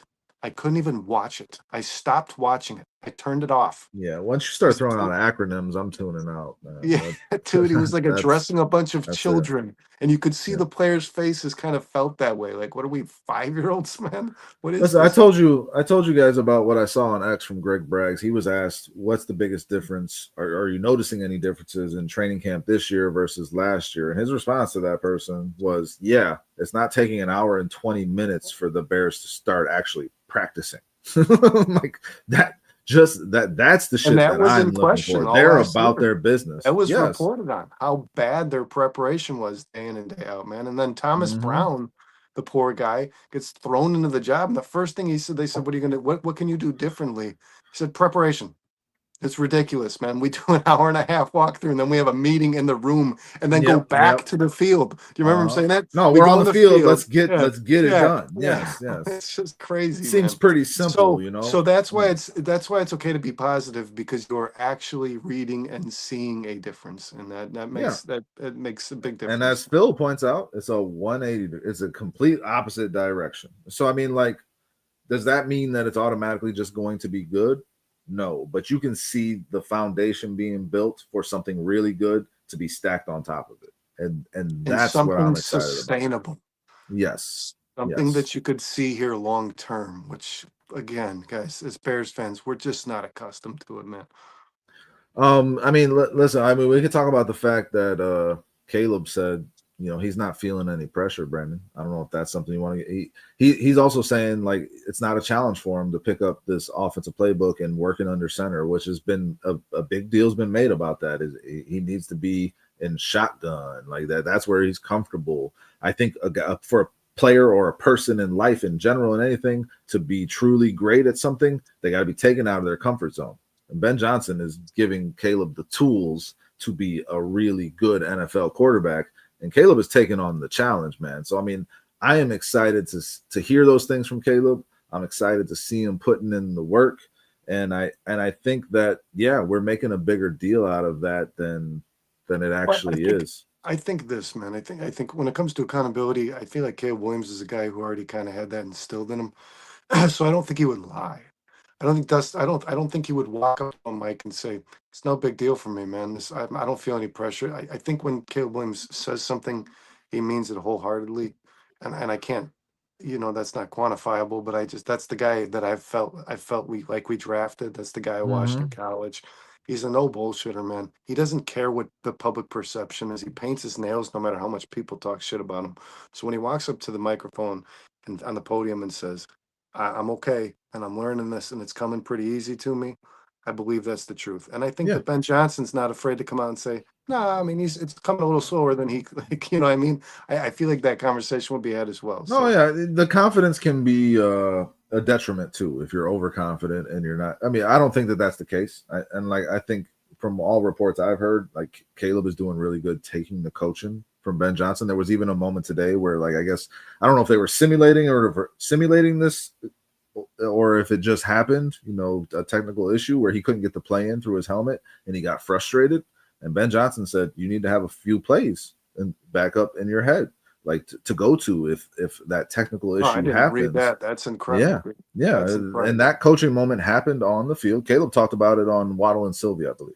And he was just saying, well, that's right. Not just throwing a fit and getting upset because this thing's not working. Those have happened in the regular season. Take personal responsibility for your job. And you need to have some plays to go to. And that coaching moment happened right there on the field. And Caleb responded to it very well, it sounds like, based on what he said. So, like, I don't think Caleb is pushing back from the coaching. I think Caleb wants to be coached. And I think Ben Johnson fucking loves that about him. So, and you do need to make sure, like, you don't get so confident that, you skip steps. Like, that's a coaching moment that was necessary for Caleb. And it's a good thing that it happened. Bear Review says the guys are buying in as well. That's the point I was making earlier. They're bought in already. You can see it. Yeah, and they come up. Players were on the field early. I don't know if you guys practice started. A lot of players were on the field. Jaquan Brisker today showed up to the field like an hour and a half. Brisker and Loveland were out there before anybody, man. Right? And so, like, the buy-in, you can see it. Like you said with Dennis Allen, man. Like, he's basically repeating what Ben Johnson says, and the players are repeating what the coaches say. It's this trickle down effect where, like, everybody's in unison, everyone's in lockstep. Versus last year where everybody was saying something different. Yes. These guys were saying that guy. These are things. And those guys were like, these guys didn't do this. These are things we can pick up on from training camp. I can't tell you that Caleb, because of this training camp, Caleb Williams is going to throw 4,500 yards and 30 touchdowns. But I can tell you that Caleb Williams and Ben Johnson will be on the same fucking page. I can tell you that based on what I'm seeing, reading, hearing. I can say that.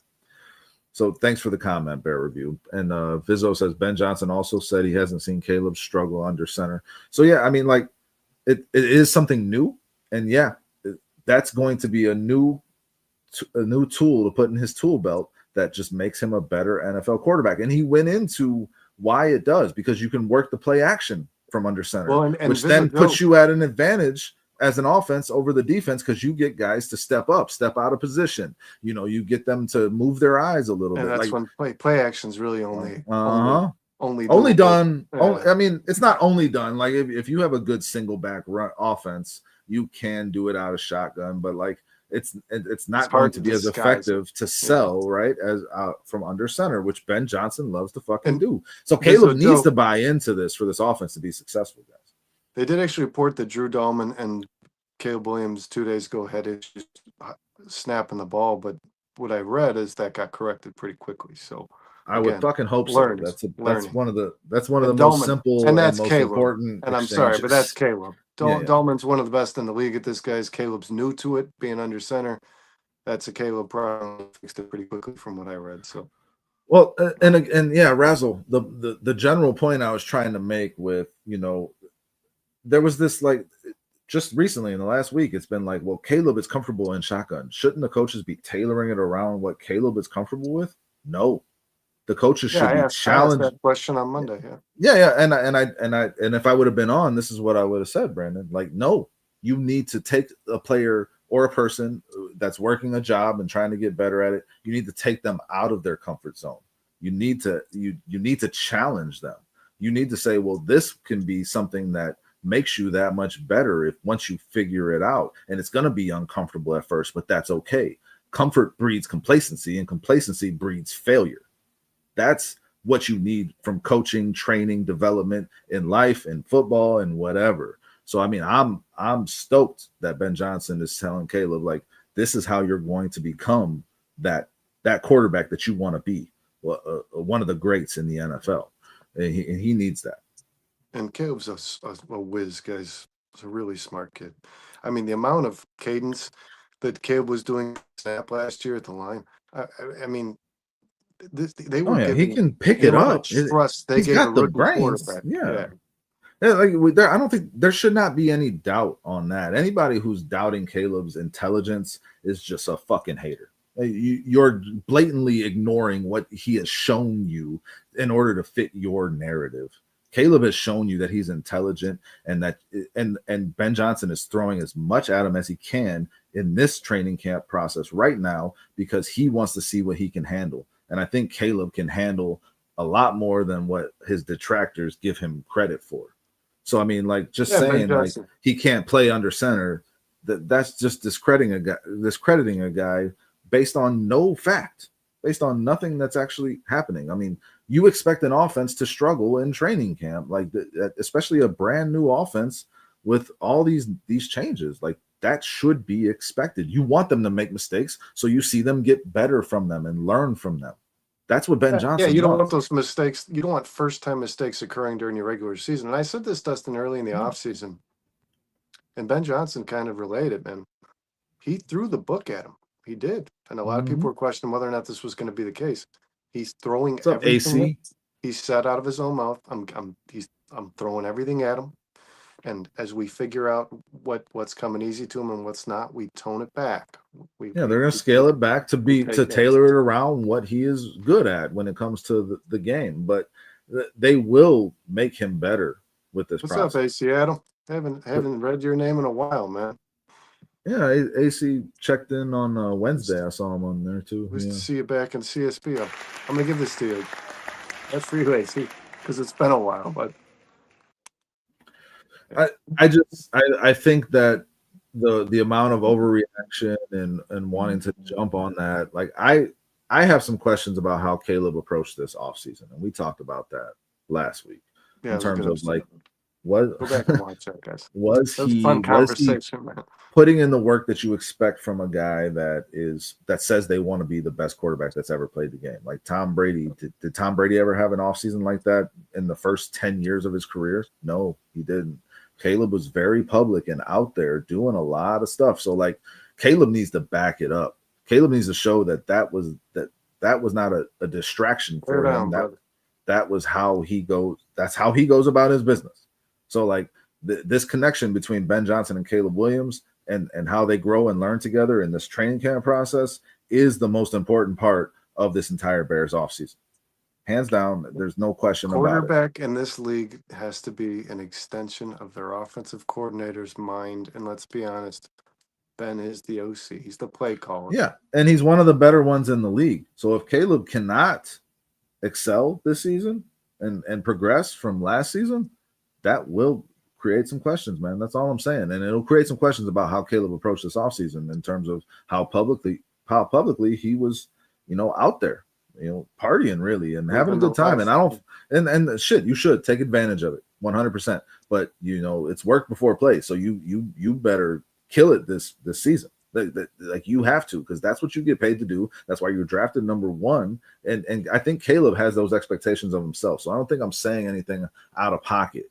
Like you better expect that of yourself as the number one overall pick and the face of this franchise. Fuck yeah, if you play hard, have at it. But that work better show. That's all, man. Like those two things have to line up. If they don't, then that like I said, that creates a lot of questions. That's all. Yeah, he's gonna have to get comfortable, be uncomfortable again if this season doesn't go the way it's supposed to after all the times he was in the media over the offseason, doing things that weren't related to the sport. Listen, I don't want to I didn't want to overreact too much to the negative stuff, to the offense not doing what it was supposed to be doing to start, and I didn't. And I don't want to overreact to one day where they killed it today. Like again, this is a process, and they're slowly working all this stuff. And they got to grow and develop. So I mean, like, I don't want to overreact either side, but it's a good sign when you see Caleb starting to get more comfortable with what Ben Johnson is asking him to do. And I don't read, for that reason, I don't read too much of the team. Thank you, Vizzo. Hell yeah, hit that fucking no, like I meant to read that. Vizzo just says, if you're in the chat, smash the shit out of it. Thanks you're paying our bills. Thanks, Vizzo Joe. We appreciate Sorry, Brandon, I wasn't trying to steal your thunder. No, well, we appreciate it, Vizzo Joe. Please, guys, if you are watching, if you do like the content, hit that like, share it with Vizzo is here every Thursday, man. Like, it's like Vizzo's the man. Yeah, no, everybody's killing it. I feel like we're building a connection, Vizzo. I hope Illinois just keep those chats coming. We want to know. I hope Illinois stopped the bleeding from his ear. We want to know that's what I said. Keep the chat coming. We want to know you're living out there. Razzle Dazzle, Phil, Bears fan for life. The Bear Review, very insightful, man. Thanks for joining. His name is Walt. He was on BCP tonight. They had a great show. Go check that out if you didn't watch it already. I'm sure Walt, most everybody in here watched that show already tonight. Yeah. When I read the training camp reports, I'm not so much looking for like the offense or the team stuff, the units. Like, oh, the offense looked great versus I like the one-on-one stuff, man. Like when I read Luther Burden beat, for who was it? I think it was Tyreek, one-on-one today. Like that's the stuff, because a young player like Luther Burden, Colston Loveland, when you're reading that they're beating some of the guys on this defense, and there are some really quality players in pass coverage on this defense, man. That, to me, that's why I kind of jumped in the show as excited as I was, man, and why the show's called Burden's Big Day, because Burden came in ice cold, man, and just burned people today, and that is a reflection of who he's going to be as a player. And I mean, and think about this. Yesterday, it was he can't get lined up right. Ben Johnson's yelling at him. Today, he comes out and fucking kills it. You think that what Ben Johnson did yesterday had a positive effect on Luther Burden? I mean, Luther Burden has talent. He has immense talent. So, like, he's going to do those things. And but you pair that with that kind of coaching, this guy is going to be unstoppable in the NFL. I truly believe that. And the way he perceives, I mean, for all the character concern stuff, which Thank you, Phil. Dustin, we've said time and time again is all bullshit, the stuff about his character. When you watch this guy, I mean, he's just like a professional. I honest to God, man, when I'm watching him, when he does his interviews and he's speaking, I'm like, this dude is straight, and like he's a straight adult. You know what I mean? Yeah. These guys are kids. Did you hear what he said today? He acts like a professional as far as I'm concerned, man. He said, I feel like I can do anything in this offense. Like whatever basically whatever role he's put into, he'll be able to do it. But he said, Ben Johnson held me accountable. He's holding everyone accountable. So that's just what it is. There's a certain standard that we have to live up to. So that is a guy who is confident in his physical abilities, but is also about his fucking business and understands like the culture that we're talking about here that Ben Johnson has established. And that's why I was saying like these players are basically just parroting that because they are clearly bought in. And Luther Burden, in terms of his work ethic or understanding of what that expectation is, I don't think that shit is a concern at all. And his talent is damn sure not a concern. So the effect that this coaching is having on Luther Burden already, just with his limited time on the field, fucking immense. And by the way, that big one from Bajan, I forget who he burned, man, but he was on the outside on that play. Yeah, it was. Yep. When he beat him downfield. When he says he can do anything Ben asks him to, I believe him, man.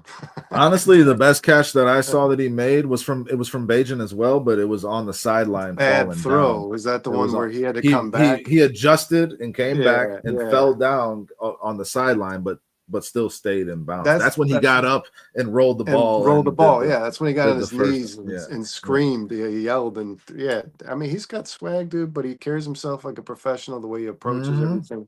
I don't know where the character stuff came from. Like you said, that might have just been a whole we discredited that immediately on a show. To drop his draft stock, though, it's the first time I've ever heard that approach. I proposed the theory that the Bears leaked all that shit to get him to follow him. Who knows? I hope the Bears did that because that's what good franchises do. All right, Dustin. We got a segment we haven't touched in a long time. I figured. I can't believe we're already at an hour 45. This has flown by, bro. This has been a lot of fun. It's a good conversation. Yeah. And the chat has been fucking killing it. Real quick, before we get into it, let's just shout them out. Bears fan for life, Vizzo Joe, AC Adam, Illinois Jones, Razzle Dazzle, Bear Review. Who else do we have in here? AC Ant Mass, AC. I think I said AC Adam. John S. Yeah, man. John S. was one of the first ones to check in with us. And we'll thank you, Bruce, because we know you're gonna watch first thing tomorrow. Yeah, Bruce. Love you, Bruce. Happy belated birthday. I did say happy birthday to you on Facebook. I'm glad you had a great day, bro. But the chat, y'all have been killing it tonight, giving us a lot of shit to talk about, chew on, think about. Hit that like button if you like what we're talking about. Make sure you're subscribed if you are not already. We do this every Thursday. And 4-Star Chicago Sports, we got 4 shows a week that come out, Monday, Wednesday, Thursday, Saturday. Check them all out, man. It's a lot of good content. We're having fun, and y'all make it fun. So thank you for being here. Let's get to those headlines. Another thing we do every night, guys, or every once a week, is our closing segment, which is either what the fuck of the week. We've been slacking on the what the fuck Thursday of the week. Theatrical review. I don't know what we call it. No, it's Thursday. It was it wasn't Thursday theatrical thoughts. Yeah. Thursday theatrical. I feel like I don't think that's right either, but go ahead. It's just a movie review, guys. We do a fucking movie review, and then headlines or deadlines, guys. Well, real quick. Did you watch the new Happy Gilmore? Not yet. No. And I want to. I watched it. I'm a big golf guy, man. Like I heard that, like Ricky Fowler, Jordan's. No, but I heard Ricky Fowler, Jordan Spieth, like Bryson DeChambeau, I think Rory McIlroy. There's like a bunch of golfers. John Daly has a big role in the movie. Hell yeah. Listen, let me just say this. They lean far too heavily on the nostalgia of the original Happy Gilmore. Of course. Which me and but every movie does this now, and that's just disappointing. It's like, you can do it. It feels like you made the same movie twice. Yeah, it's just that part of it bothered me. I don't understand why you put so much effort and energy. Why just remake something, man? I love Adam Sandler, man. So and like it wasn't like impossible to watch, like Final Destination Bloodlines. That was just the worst movie I've ever fucking seen. But Happy Gilmore was fun, and there were some funny parts, but like they just lean way too heavy on the nostalgia of it, like everything does these days, and I'm just sick of that shit, man. I just really. You guys get a movie review and headlines. And go watch Happy Gilmore 2 because you watched Happy Gilmore 1, and it'll remind you of Happy Gilmore 1. Cliff says first one was good. Yeah, the first movie was hilarious. Listen, the Bob Barker thing is one of the most memorable scenes in film. Eminem has a cameo as the son of you jackass guy, the heckler. And, it's just not good. That sounds terrible, to be honest. It's not good at all. Oh yeah, they did Eminem dirty with movie review. All right, headlines or deadlines. I'm pretty sure everybody who's watching this show knows how this works, guys. I pitch a topic. Dustin tells me if it's a headline or deadline. Are you ready? No, real quick. No, this is important. I had those expectations that's what it would be, Cliff. So like I wasn't disappointed. I was not expecting an Oscar movie either. I expected that movie to be exactly what it was. So you got to have the right expectations when you go into movies. If you're expecting a masterpiece, a cinematic masterpiece, you're going to be very, very disappointed. It's an Adam Sandler movie, so we know what that is. Happy 100%. Expectations are the I do want key to see the everything in golfers. life. I do want to see the golfers in the movie, man. I really do. But headlines, deadlines. It's a Happy Madison production. No doubt, Cliff. I agree with you. You always got to see them. You got to watch them, man. It's like just you have to watch them. Mm-hmm. Even I had fun. Even at this point, Dustin, when you know what they are, movies, you still have to bring yourself to do it. And I had fun watching it. I had fun watching it with my wife. She loves Bad Bunny, so she was like, his cameo was it wasn't really a cameo. He has a pretty big role in the movie, and it's funny. There's some funny parts. It's worth watching, guys. Sorry, Brandon. Headlines, deadlines. That's what we're getting into. You're good, man. That's what the show is. Expectations. Headlines or deadlines. Dustin, Luther Burden will catch over 1,000 yards as a rookie. That's a deadline to me, man. I've made this clear. I think you knew that already. Like, I think Luther Burden, by the time he earns a consistent starting role on this team, he'll be behind the 8 ball. He started out behind in training camp, right? He's a phenomenal talent.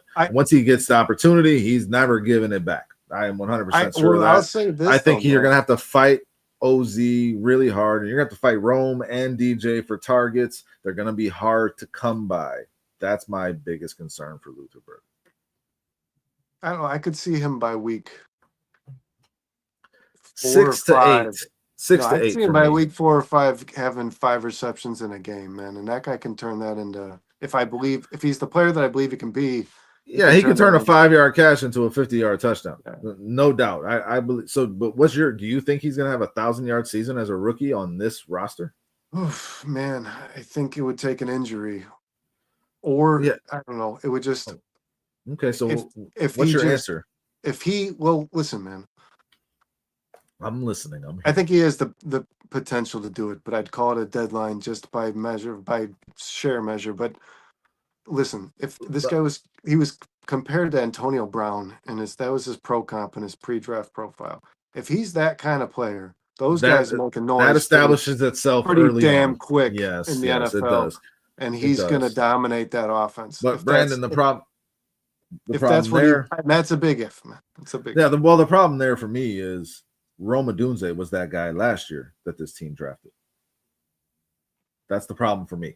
Yeah, I mean, so like I expect had a chance to develop though. Yeah, well, but I think Rome becomes the number 1 receiver on this team this year and is a dominant force at the wide receiver position in the NFL. I think he establishes himself as one of the better young up and coming receivers in the NFL this year, which is going to make it hard for Burden to get his, man. Well, I do as well. I think Rome is the best receiver on the football team, but I do think this. Mm-hmm. He's the number 1 receiver on this team. If Luther were to ball out, I think it would be Luther and Rome who had the better seasons on the Chicago Bears. I think the stats would slump on the side of DJ Moore. I'm not ready to say that either. That's no disrespect, man. It's not. I just think if Ben Johnson feels a slot receiver is better for his football team, and you have a guy who can play it at a faster pace, because Luther can. He's just faster than both these guys.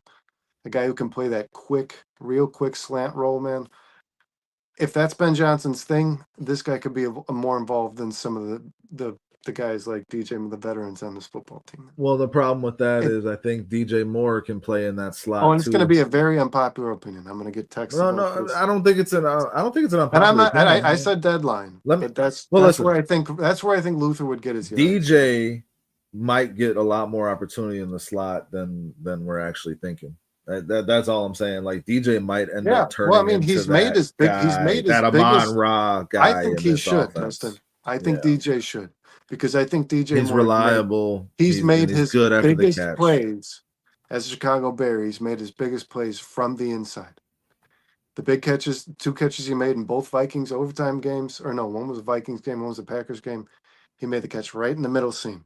and that soft zone. And then when he made the big catch against the Lions going towards the corner of the end zone, he started on the inside of the line and No, worked his way. he lined So up in the like slot a good amount last year. I Like, find that he DJ can Moore do is most that. effective on his deep field plays from the slot. He does it very well, and I think Ben Johnson is aware of that. All of those factors, Luther Burden's going to have to overcome a lot to get the opportunities. That's my biggest. Again, once he gets will. the He's going to opportunities, have to prove it. he ain't giving them back. He ain't giving them back. It's just it's an uphill climb for him to get to that point. And listen, Luther's ability to learn this game quickly, Dustin, and have an impact on this offense is why I said, and I don't disagree with you about Roma Dunze. I think he's a stud. I think where he was drafted is the player he's going to be, and that's going to happen this year. And nobody has a better connection with Caleb Williams than Roma Dunze. Nobody. This is why I think the 12-man personnel thing is going to drop substantially with this offense, and Ben said it will be very because you want all three of those receivers on the field. It's just a dynamic that you have to present defenses, man, and if you can, as often as possible. And I like Cole Kmet, and I'm excited for Colston Loveland. But if you can have three receivers out there as opposed to two tight ends more often than not, I like the three that you got on your football. This headline deadline generated some good comments. Vizzo says Burden has Malik Neighbors vibes. Cliff says, if you're a D coordinator, how do you defend against the Bears wide receivers, tight ends? You can't stack the box, so then that'll enable the running backs to get off. AC Adams says it's exciting with all these offensive weapons. And Cliff Vittori says, you guys see Burden say, give me the ball every play. It was great confidence. Yes, listen, this is a good conversation to have, and these are good problems to have. When you start having the conversation between who's going to be the number one receiver, DJ Moore or Roma Dunze, that means you got two guys that are talented enough to be that. That is awesome. And then you throw Luther Burden into that equation, Brandon. The weapons on this team. Scottish Bear says 7:30 a.m. must be late for you guys. What up, Scottish? Good morning. Hold off on that coffee a little longer. You got to let your body, you know. Well, and I think what's exciting to 60 me too, to 90 minutes. What's up, man? Is something we just didn't see a lot of in Chicago because we just don't have the guys. And when you saw it, you weren't very confident in it. Ben Johnson will remove he'll go empty backfield, and you'll have Cole Kmet, Colston Loveland, Luther Burden, Roma Dunze, and DJ Moore on the field at the same time. I mean, just imagine. Or you'll have those. Hell? Or as I said earlier, you'll have Loveland, Kmet, Burden, Dunze, and you can put DJ in the backfield. Yeah, the threat that poses to a defense is if you're a defensive coordinator, you're living in hell. No, and that's on the way. Yeah, but and guys, this is all based on the projection that Luther Burden becomes and Roma Dunze become the guys that we believe they can be. Scottish says he thinks Burden is a top 10 talent. I gotta agree with you, Scottish, but I think Roma Dunze is right there with him. So I think Rome is just in for a breakout season. People don't understand how open he was all last year and just the ball. He's a maestro of a route runner. I think you put it that way. That's pretty spot on. Yeah, man, go for it. Right. What's our next one? Let's get through it here. Headline and deadline. This one's quick. Kyler Gordon will spend some time this season at the safety position. That's a headline. Yeah, I think Dennis Allen has shown that he wants to utilize him in multiple spots. And Dennis Allen said when he came here that was the one guy he mentioned, like as a guy he was excited to coach. Kyler Gordon is in for a breakout season for himself as well after just getting paid. Immediately after he said that, Dennis Allen. My thought was that Kyler Gordon will play more on the field if he's playing at safety, more so than outside. Listen, guys, I love Kyler Gordon. He's capable of a lot of things. He's an incredible athlete. He's a do-it-all, but his outside coverage to me is still in question at best. Yeah. I mean, if you remember in his rookie season, Brandon, when he was struggling on the outside at the cornerback position, my suggestion was put this fucking guy at safety. This guy can play safety. I think he was drafted to eventually play the nickel position. Yeah, for sure. But he has the skill set to play safety, so I think Dennis Allen is going to use him all over the field, and he might be the third. He might be the third safety. Was it by necessity as a rookie when he played outside? Was that by necessity, or did they try? Well, man, they just didn't have. That's where they put him because they didn't really have shit else. Just trying it, yeah. Well, also they didn't have anything. Like he was the second best cornerback on the team, and for sure. As a rookie, Stevenson wasn't there. Yeah. Well, and speaking of Stevenson, we did a pretty big segment about him today, Destin. So we both say headline on Kyler Gordon. Well, you'll see him at the safety position this season, guys. Tyreek Stevenson will make the Pro Bowl this season. Ooh, shit. I would have liked it better if you would have put an interception number out there, because I think like 6 is a good number for Tyreek Stevenson this year. And Well, I mean, generally that leads to Pro Bowls for guys or I didn't want to close do an to it. over under. I don't want to. Yeah. This is a No, it's not. That's not what I'm saying. Yeah. But like, you headline or deadline, Tyreek Stevenson will have. Yeah, either way, that's a tough one. I will say deadline because there's so many goddamn good cornerbacks in the NFL, Brandon. That really, that's what it comes down to. In the AFC, though, more so than the NFC. Yeah, for sure. But I mean, there's some up and coming guys in the NFC too. Cooper DeJean is gonna have a fucking hell of a season this year. I mean, Terrion Arnold up in Detroit. There's some good young cornerbacks in the NFC that are coming up. So I mean, Witherspoon for sure. Kilo, yeah. Devin Witherspoon. Yeah, I mean, there's so many, man. There's so many NFC guys. Yeah, there's so many good ones. So it's like it's tough for me to say, yeah, he'll be in a Pro Bowl. I think he's gonna have a damn good season. What makes it tough to say is because you're probably banking then on both Bears DBs being. Jalen Johnson's gonna be in the Pro Bowl, man. I mean, he goes every year. Or if I mean, I would have a hard time. I would have a hard time saying headline to Jalen Johnson being in the really. In the I'd say headline to Jalen Johnson for sure. I get you, but like it's a strong position in the NFL across the board, man. So like, but I think we talked about it on the show. I expect Tyreek to have 6 interceptions this season at least. So I think that'll bode well for his chances to make a Pro Bowl. Okay. Some good young cornerbacks about to get burned by Roma Dunze, John S says. Hopefully. Fuck yeah. Yeah, so that puts Stevenson in a better position, right?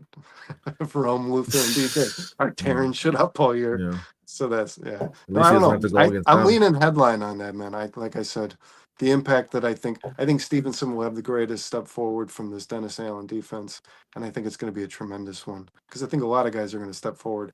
So I think in order for the player to have the biggest improvement is going to be a big one for sure, man. I think Stevenson in more man than not, might actually have a hand over Jalen Johnson, man. I don't know. If it's more man than it is zone. Jalen is a stud, but he's incredible at defending zones. Where Brandon is excited to see Tyreek Stevenson in more men.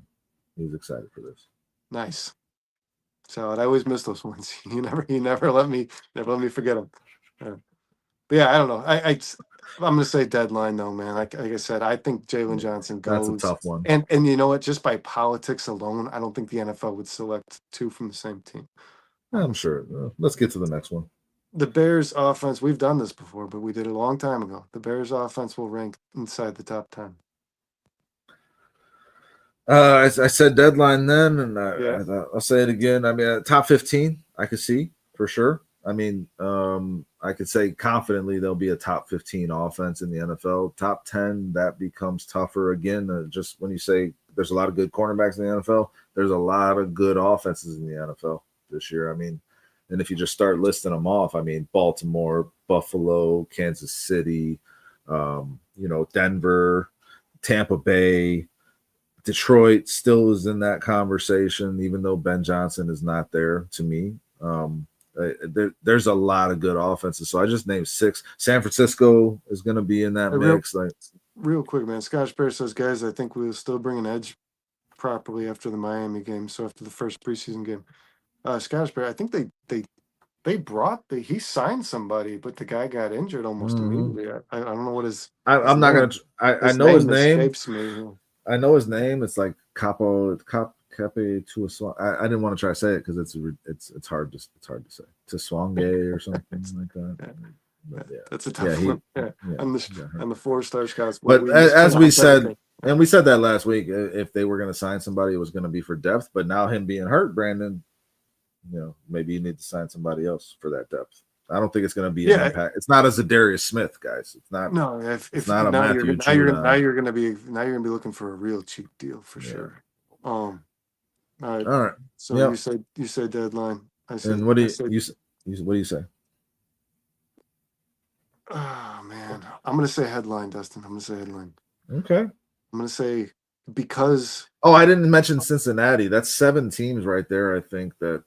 I love Caleb, I man, and guess. I think Ben Johnson can make a top 10 offense out of a much less talented football team. I do, and I think with the acquisitions that Ryan And pulls, I hope you're right. I hope you're right. I hope they're a top well, 10 offense. I hope I am too, because that means Ben Johnson's the coach that I hope he is, man. And so Well, I don't. I think if they were 12th, Ben in his first year with yeah, you're the right. first time But I with mean, Caleb Williams, that's not a but bad sign. but I That's mean, like, and still having the good. impact that he had in Detroit, I just hope that's the impact he Yeah, but he has. didn't have that his first season as their offensive coordinator. No, he didn't. Yeah, so I mean, like that's kind of what you got to think about. I'm going headline, man. Okay, good. Right. And I also have, we'll go headline. I have Caleb Williams pretty high on my fantasy list, man, but also just quarterbacks this He's year. in my He's top a top 10. 10, yeah. Yeah, he's in my top 10. So if that with the acquisition of Ben Johnson works And out, all these skill players and this offensive line improved, the path is there for them to do it. But like I said, if they're the run 11 game or scares the if shit out of Brandon, me. if they're 11 or 12, it's not like it's a bad thing. That's still No. a really big fucking improvement from a team that could not get in Yeah, the red zone in the end zone last year. that's the benefit for sure. Last one, Dustin. McLaurin will be traded. Who? Huh? McLaurin Terry will be McLaurin? traded. Yeah. I don't think I don't think the Commanders want to trade him.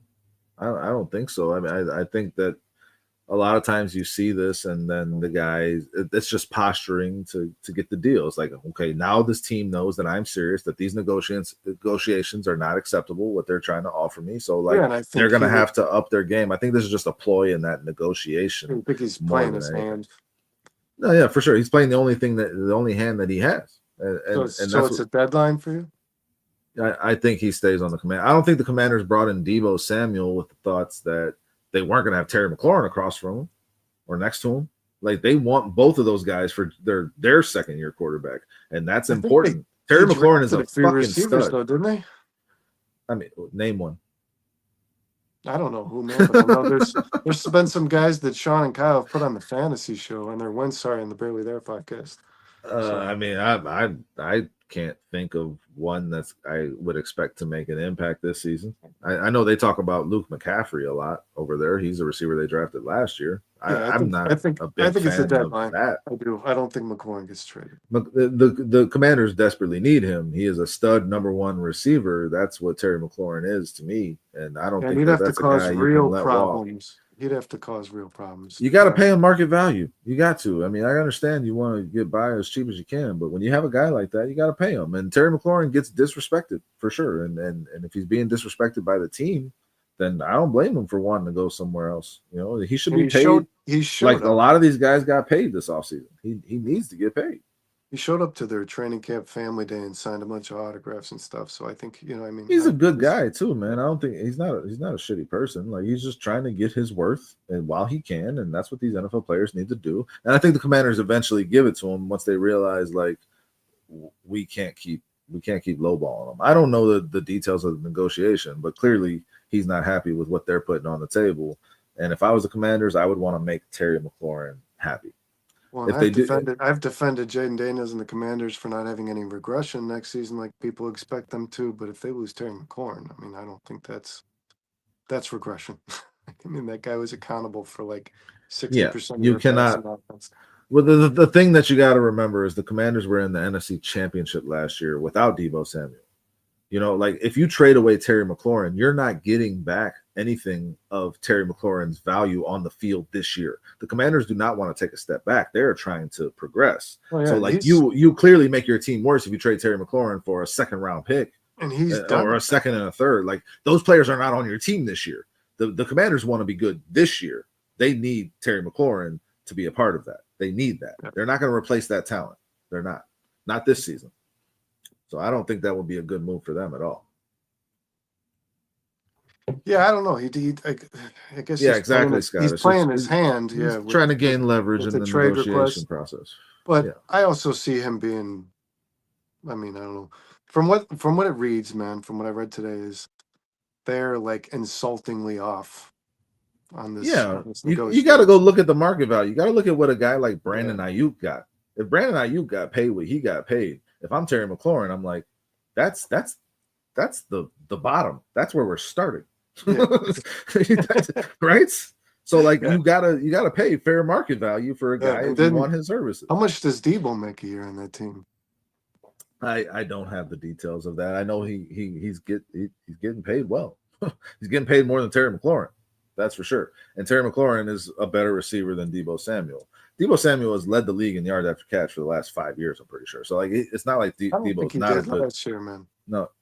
No, yeah, I think he did, but I mean, he just didn't play a lot. But in terms of yards after catch average, like he's led the league. Oh, so I thought you meant yards. Not total yards after catch average. Yeah, I mean, the guy just is a beast after the catch, and they needed that element on their offense. But that's with Terry McLaurin on the field too.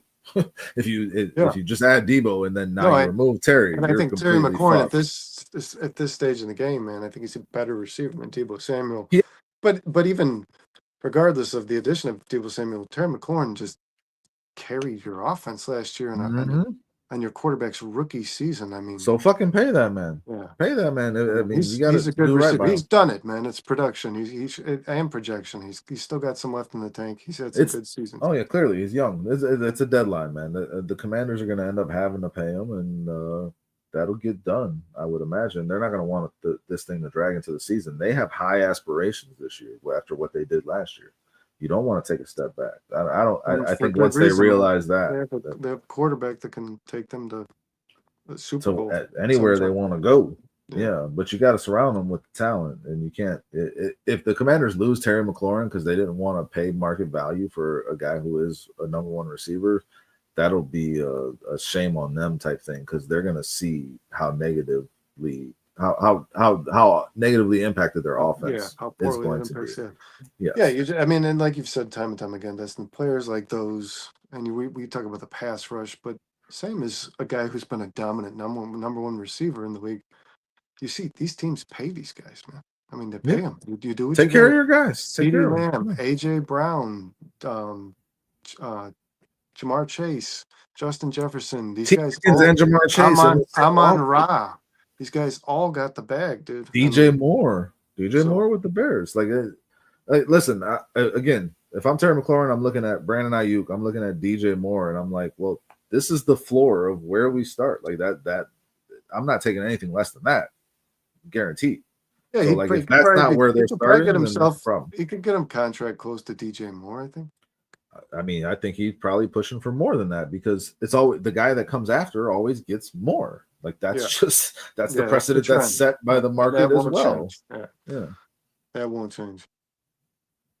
Listen, don't worry. I think that this team, again, I don't know that it'll I still haven't done my wins losses, but I'm going to. John says I'm worried Scottish. This is what I was trying to respond to. Yeah. But I mean, like, I think that you're going to see major improvement from this team, from this offense. They clearly do have more depth, and I think they have more top end talent than they had last year. I don't know that you can really debate that when you look at this roster. No, yeah, I think when we've talked about this, guys. When your starters from a year ago become your second stringers, you're better in the depth, and you're better at the top end because you've added talent that pushed those guys down. That's what I mean. It's like. And those guys had not only did they their backups, and you don't have to depend on them. They got a bunch of experience as starters. It doesn't hurt either for a guy who might have to come in barring injury. You know what I mean? This team is in a much better position than it was last year. Again, does that mean that they win 10, 11 games? No, that's not what I'm saying. But like, you'll see improvement. So you say it's a Super Bowl, man? No. Yeah, no. I feel better about the depth on this team because I feel better about the starters. I don't know if I'm going to pick them to go 500. I'm still debating. But like, I got 9 wins. I feel really, really, really confident in that for some reason. Every time that we go over like our, if you guys are like all set with your win-loss projections, then I guess I'll just have to do a solo show where I come out with mine or something. Because like I feel I want to wait as long as possible. I feel better about my 9-win projection every day. I'll be honest. I do. Yeah. The more I read about it, for sure, I get that. I feel about them, because if you go from 5 to 9, that's the kind of improvement you're looking for. That's why I wanted to see. I want to see all this. I want to see the preseason. I want to see how they approach this training camp. Continue to approach this training camp, and I want to see all that before I do that, because this schedule is just fucking intense, man. It's It fucking is. intense. It's the gauntlet, man. Yeah, and you have to expect some of the teams that they're going to play aren't going to be as good as they were a year ago. That's just the nature of the beast in the NFL. But doesn't mean that some of the teams that weren't so good aren't better, like the Raiders. So yeah, no matter what way you look at it, man, the Bears have one of the worst strengths of schedules. So John, that yes. won't bode in Ben Johnson's favor. That's a rough rookie head coaching season, man. Hey, by the way, you guys have the hardest schedule in the NFL. It's like, good God, Ben Yeah, they Johnson say start. second, but it seems Yeah, like the hardest. yeah. I Yeah. mean, and let's be honest, what's the difference, man? They probably second and first probably played a lot of the same teams. You know what I mean? John S says you guys said it before. Competition creates better quality depth. Yes, 100%, and that I think Yeah, that's we one hundred leaned on that percent pretty been. heavy tonight. Yeah. Yeah, well, and the last few episodes as well. So yeah, I mean, like that's very intentional by Ben Johnson. So like again, I think we got the right guy at the helm. I think we got much more talent than we had last year. We just got to get them on the football field and see what they do. And And hopefully I'm excited to see the it. thing we should all hope for the most, which could really dictate just how far the Bears can go and how the season goes, is what kind of stride does your future franchise quarterback take this season? I mean, that's really what it is. Mm-hmm. Yep. If Caleb goes out there and he's that dude, like Patrick Mahomes was his first full season with 5,000 yards, you know what I mean? If Caleb comes out and he's that dude, Yeah, that's gonna add a lot of wins to your yeah, schedule that you things can be didn't much different, expect. guys. Mm-hmm. That's what you're hoping for. That's the, you know what I mean? Like the best case scenario is what you really want to see. You know what I mean? You want to see Caleb take that step, man. This is the year Yeah, he's got to do it. and we'll continue to talk about how this training camp's going, preseason, all that, leading up to it, and it's going to On be a lot of Monday. fun. This is going to be a Yeah. lot of fun, a very fun Bears season, and we're going to be with you every step of the way. 4-Star Chicago Sports. This has been the bare minimum. Saturday, you got the Northside Nine. Sean and Kyle talk Cubs. That Check show's it picking out, up guys. that It's a show's good picking up a show. following. Yeah, we got a comment on our show the other day saying stick to foot Bears. You guys don't know shit about baseball. Sean and Kyle know baseball. Tune in on Saturday Oh, and Jesus, find man. out. If anybody watched on Monday when the Cubs game was on during the episode, or on Monday, the Cubs blew a lead, a 1-run lead, and lost by Mm-hmm. 4. Sean was on air. Go back and watch that if you missed it. I consider just cutting it short, man. Well, just He just exploded. no, yeah, you expect He's, that. You expect that from he went Sean from like 2 to 10 in when like he's all of watching the 8 Cubs seconds. game while we're Yeah. doing the show. No doubt. Now, passion doesn't necessarily mean knowledge, but Sean has both. Sean Yeah. has both Sean's passion been a and Cubs knowledge. fan for 40 Yeah, years. yeah. And Sean actually wrote a really good article remembering Ryan Sandberg. It's on our Oh, look at website, here. Thank you, Four-Star John. Chicago Sports. Much Yeah, love. hell yeah, yeah. That dude didn't know what he was fucking talking about. So I mean, I told him to tune in on Saturday or like don't whatever. But like Sean and Kyle will be here on Saturday to talk Cubs baseball. Check out Sean's article on Ryan Sandberg because that was a really good read. It's on 4starchicagosports.com. Oh yeah, by the way, I wanted to say this real quick, man. Uh, I didn't know this. Not like they've been doing a thanks, moment of Scottish. silence. They've been doing a moment of silence for Ryan Sandberg at like every stadium that I've seen highlights at a baseball game from. And I Googled is that standard, and it said like no, really. Yeah, no. Not often does every stadium have their moment of silence. So Yep.